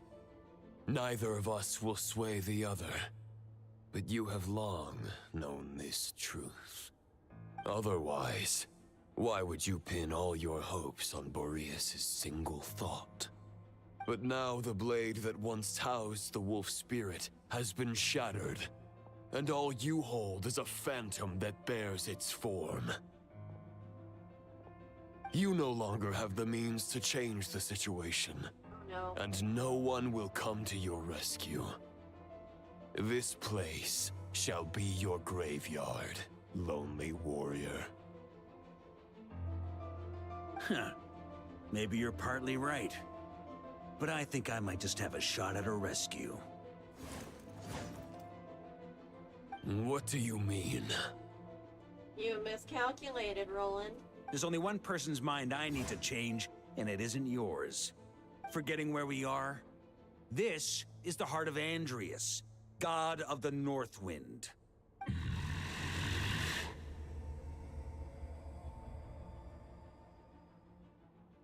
Andrias! Can you hear me? Wake up! You are the great god of the North Wind! How long will you allow yourself to suffer the domination of the Abyss? If this is your final gambit, I am most disappointed, Knight of Boreas. Grand displays of heartfelt wishes cannot summon miracles. This world shows no such mercy to its inhabitants. You should have seen us in Inazuma. Return. Return to the ley lines. This is my choice. My memory. Is this the answer that I found at my journey's end? It is. Andrias, at long last, I have delivered your token back into your heart. A knight of Boreas. Watch on. This is all that a wolf can hope to do for humankind. Oh, this is all that I can do, hope to do for you. On behalf of all humanity, I thank you, Lord of Wolves. Boreas is returning to the ley lines. But why? Your sword is broken. You no longer have the means to bear his soul. Unless... surely not. Oh, that's what he did. Begging for miracles is a futile endeavor. I know better than that. But a sword is just one kind of vessel. There are other ways to store a soul. Oh, shit. The Dominator of Wolves once bestowed the power of his soul upon his pack, strengthening their hearts and sharpening their claws and fangs. Even if it is not my intention, the soul of Lupus Boreas will inevitably ravage, devour, and assimilate a mortal heart. As if human and wolf were being forcefully merged into one being.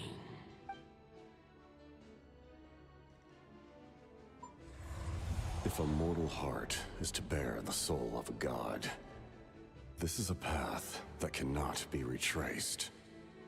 Yet, I shall not dissuade a knight from embarking on the quest of his own choosing. Oh my god, that's what he said. Your heart, your soul... they are collapsing. Now I see. You were wondering how a lamb could tame the heart of a wolf. Isn't that right? Here's my answer. You get the wolf to swallow the heart.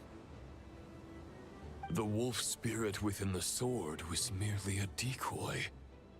The true thoughts and memories were carried within your heart. Oh my god, like Capitano carried the fallen. Oh my god. To avoid arousing my suspicion, you deliberately allow Lupus Boreas' soul to assimilate your own, then be devoured by me. But how did you have the strength to fight while bearing such a great burden? Compared to Lupus Boreas' decision, my sacrifice is nothing. Oh my god. You have a stubborn will and employed an exceptional strategy. But this is not the way a true knight fights. The choice you have made is a flawed one. Your soul is now merged with that of Andreas. When he fully joins the ley lines, you too will fall. The Traveler needs to save his soul. Neither Barbados nor the Traveler will be able to anchor your soul from within the ley lines, let alone rescue you. You have lost, and so have I. Regrettably, I can no longer offer you salvation. May your soul rest in peace with Boreas, lonely warrior. Haha, lonely? Aww. Sorry to disappoint you, but as much as it sounded like the perfect ending for both of us to return to the ley lines together, the fact is that, unlike the true Roland of the past, I still have fine wine and good friends to get back to. They're looking forward to my triumphant return. I'm not ready to accept my fate just yet. Ding dong! You've got mail! Venti!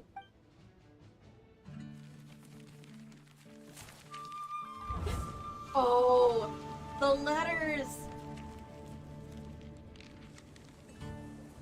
He needed them to all write in return! Until I return, I leave them in your care.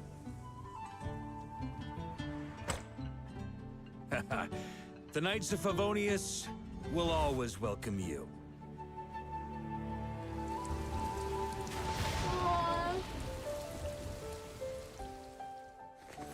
person Come who took on! over. Come on, Stat!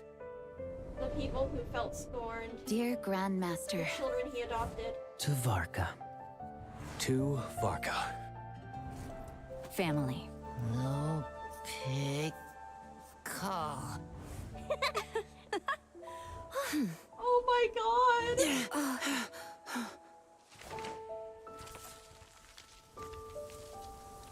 And Venti, he's delivering. Poetry and letters were humanity's earliest means of expressing their thoughts. Make sure they all get delivered, Outlander who caught the wind.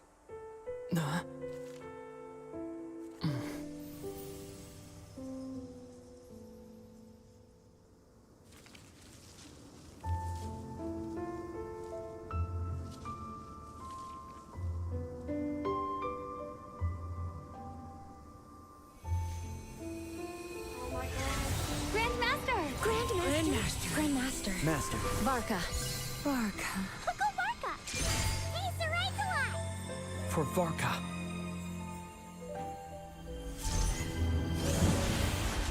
The thoughts of others anchor you, reversing the assimilation. Using your connections, relying on outside help. This is not the way of a knight. Oh. The Abyss can sustain me no longer. It is. But now, countless souls who died unjustly will emerge to prevent your return. If you believe in your path, then grant them release.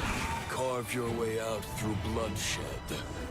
VARKA, mightiest knight of Boreas. Oh my god, this is so cool!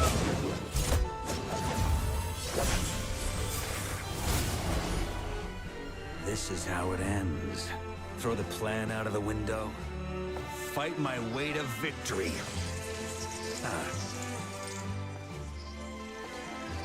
Well, that suits me just fine!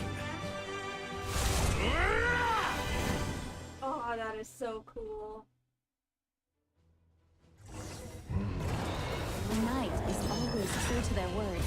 So please, keep your promise and return victorious. Oh, Jean's longing.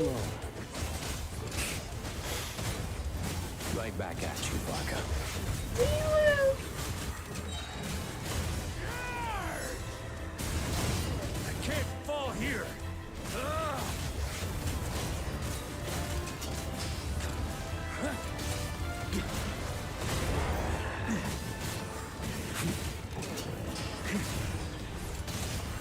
On me! Holy shit! North wind blows southward. May it guide you on your journey home. Oh, listen to that music!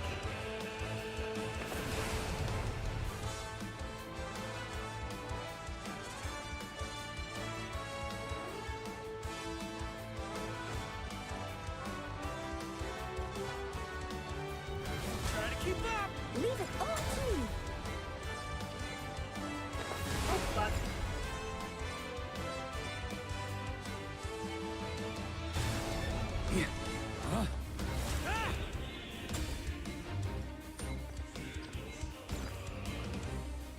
Shit, shit, shit. Try to keep up! On me!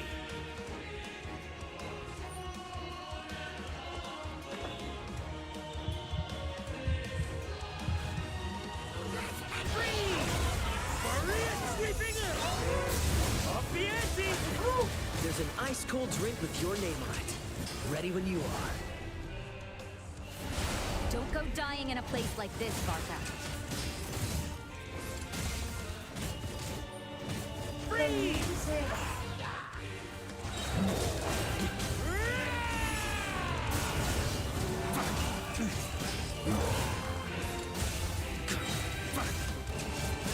Up the ante! Here.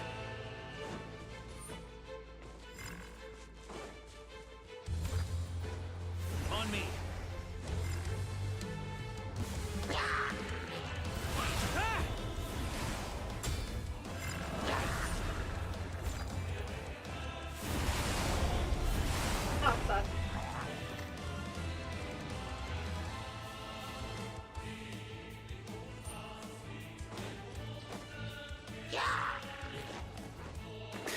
Huh? Yeah. Try to keep up!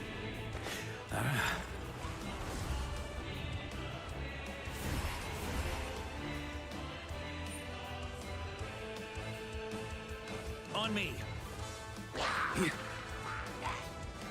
Fly home to us, Grandmaster!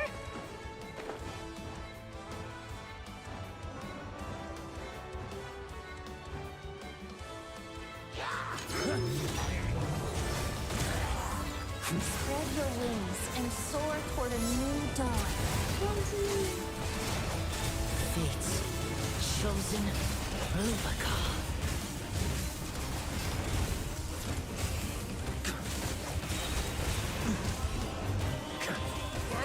Sweeping it!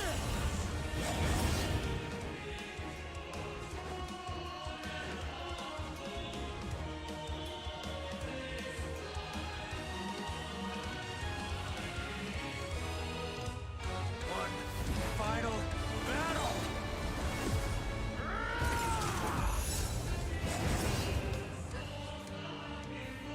Oh my gosh.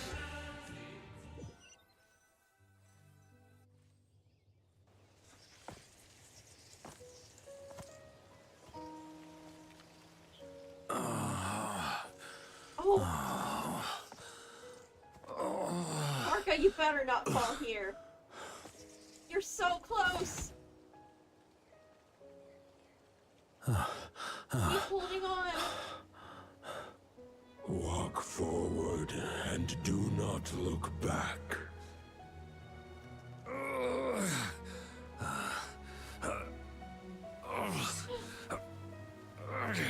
Varka.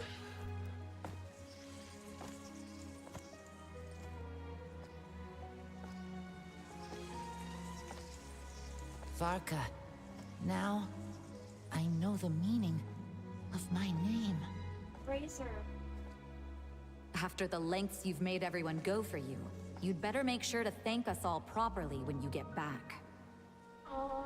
You know, I have a lot of things to update you on. But they can wait until you're back. Aww.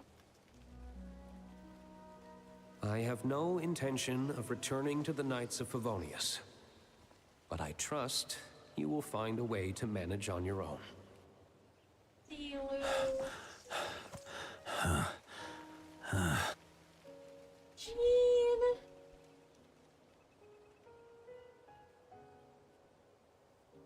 Grandmaster, we're all waiting for you.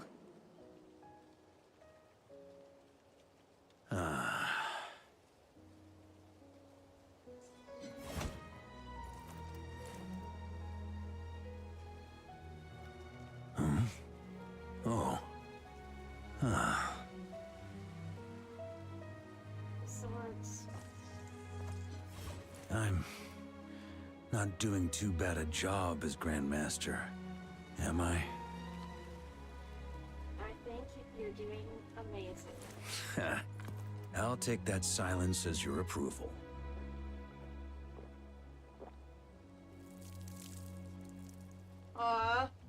Pouring one out for them. Everything you swore to protect with your lives, it's all still here, safe and sound. The Knights of Favonius, Mondstadt, and the oath sworn by every knight. I'll protect them all with my life. But your life And isn't over so, yet. I'll deliver that letter on your behalf. Aww. Roland.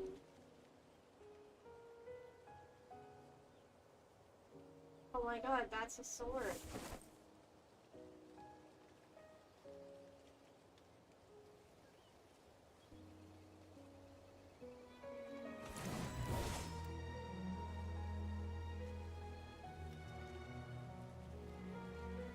I know it's just a shadow of the real Roland, but if you have the time, could you please read it for him? Rostam and Arundelen, they never forgot you. Oh.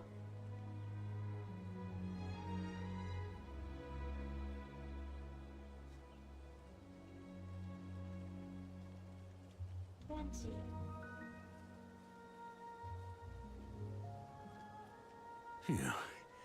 This has been one long expedition. Time to head home.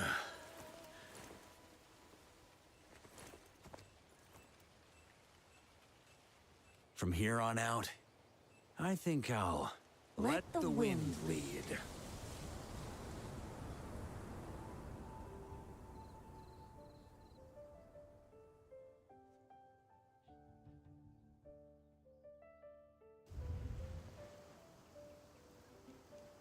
Venti! You got him back home! It's everyone! Amber, Lisa, D-Luke, Klee, Kaya, Sucrose, Jean, Noelle, Rosaria, Mika, Eula, Lohan, and Razor. I mean, Albedo's obviously still a non-crack, but it's everyone else. Hey, everyone. It's been a mighty long time. I'm thrilled to see you all again.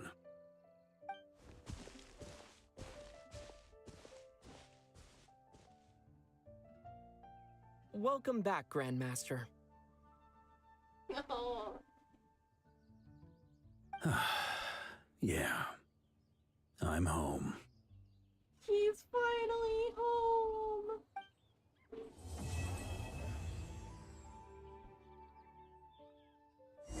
To be continued.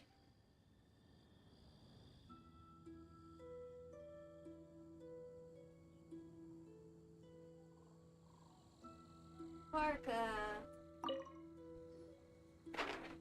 Ow.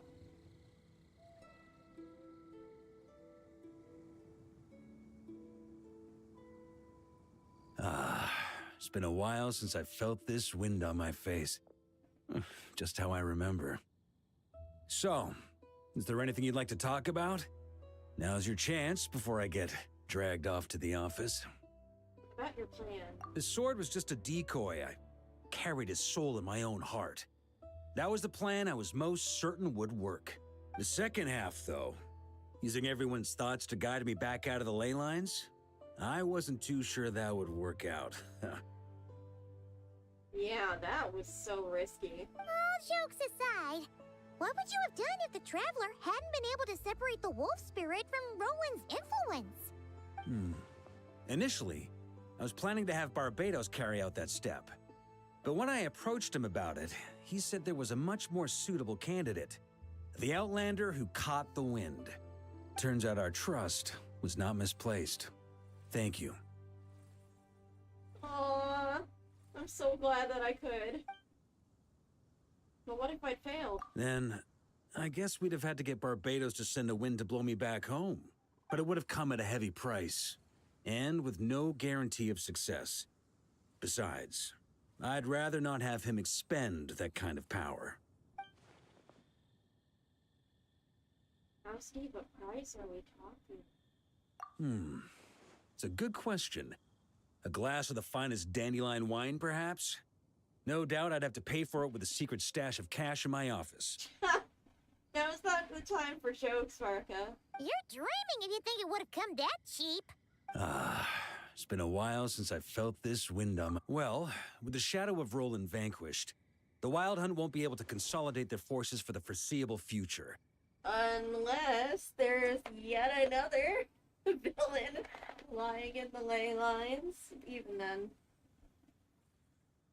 It dealt a major blow to the Abyss.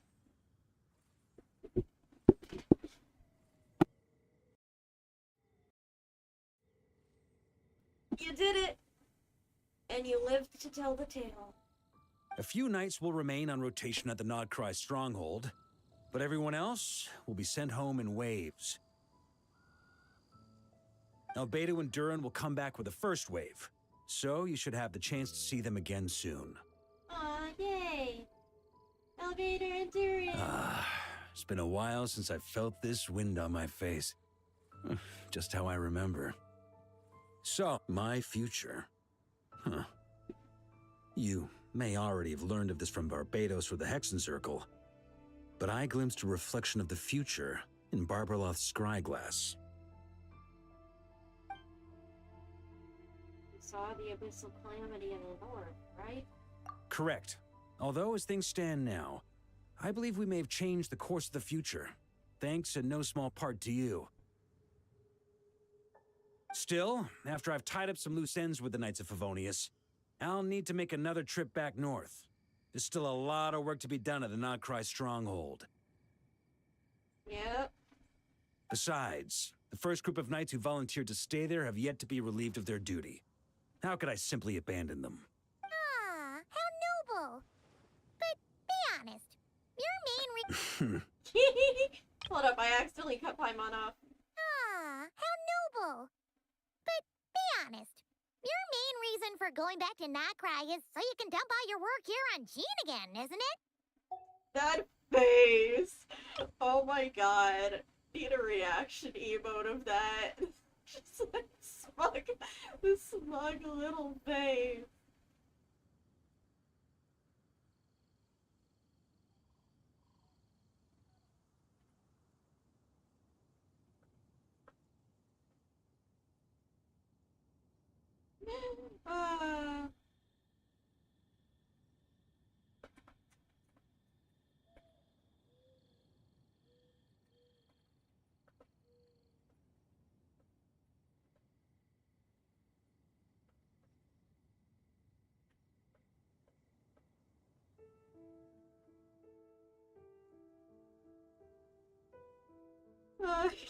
It's so funny. I had to send it to my VARKA loving friends. Wait, seriously? Yep. Don't just stand there grinning. I'm only pulling your leg. You'll be seeing a lot more of me in Mondstadt from now on. It's been a while since I felt this wind on my face. Just how I remember. So, is there anything you'd like to talk about? Now's your chance before I get dragged off to the office. The rage baiting. I have no more questions for you. All right then. I'm gonna stay here and enjoy the breeze for a little longer. For all the wine in the world, there's no feeling as intoxicating as the wind from your hometown after a long time away.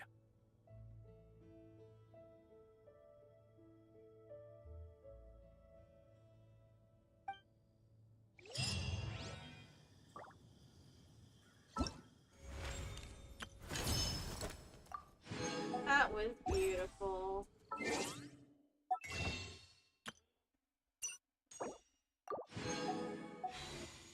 Oh my god, that was incredible. When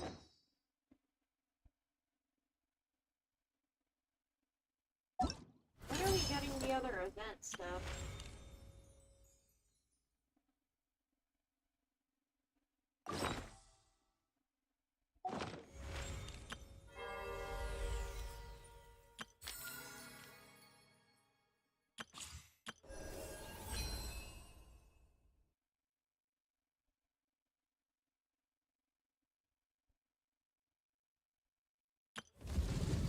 But yeah, that was wonderful.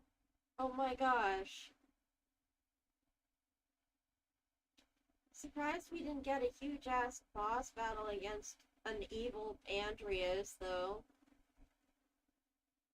Why didn't we get that? Oh well. That was lovely. And thank you so much for watching.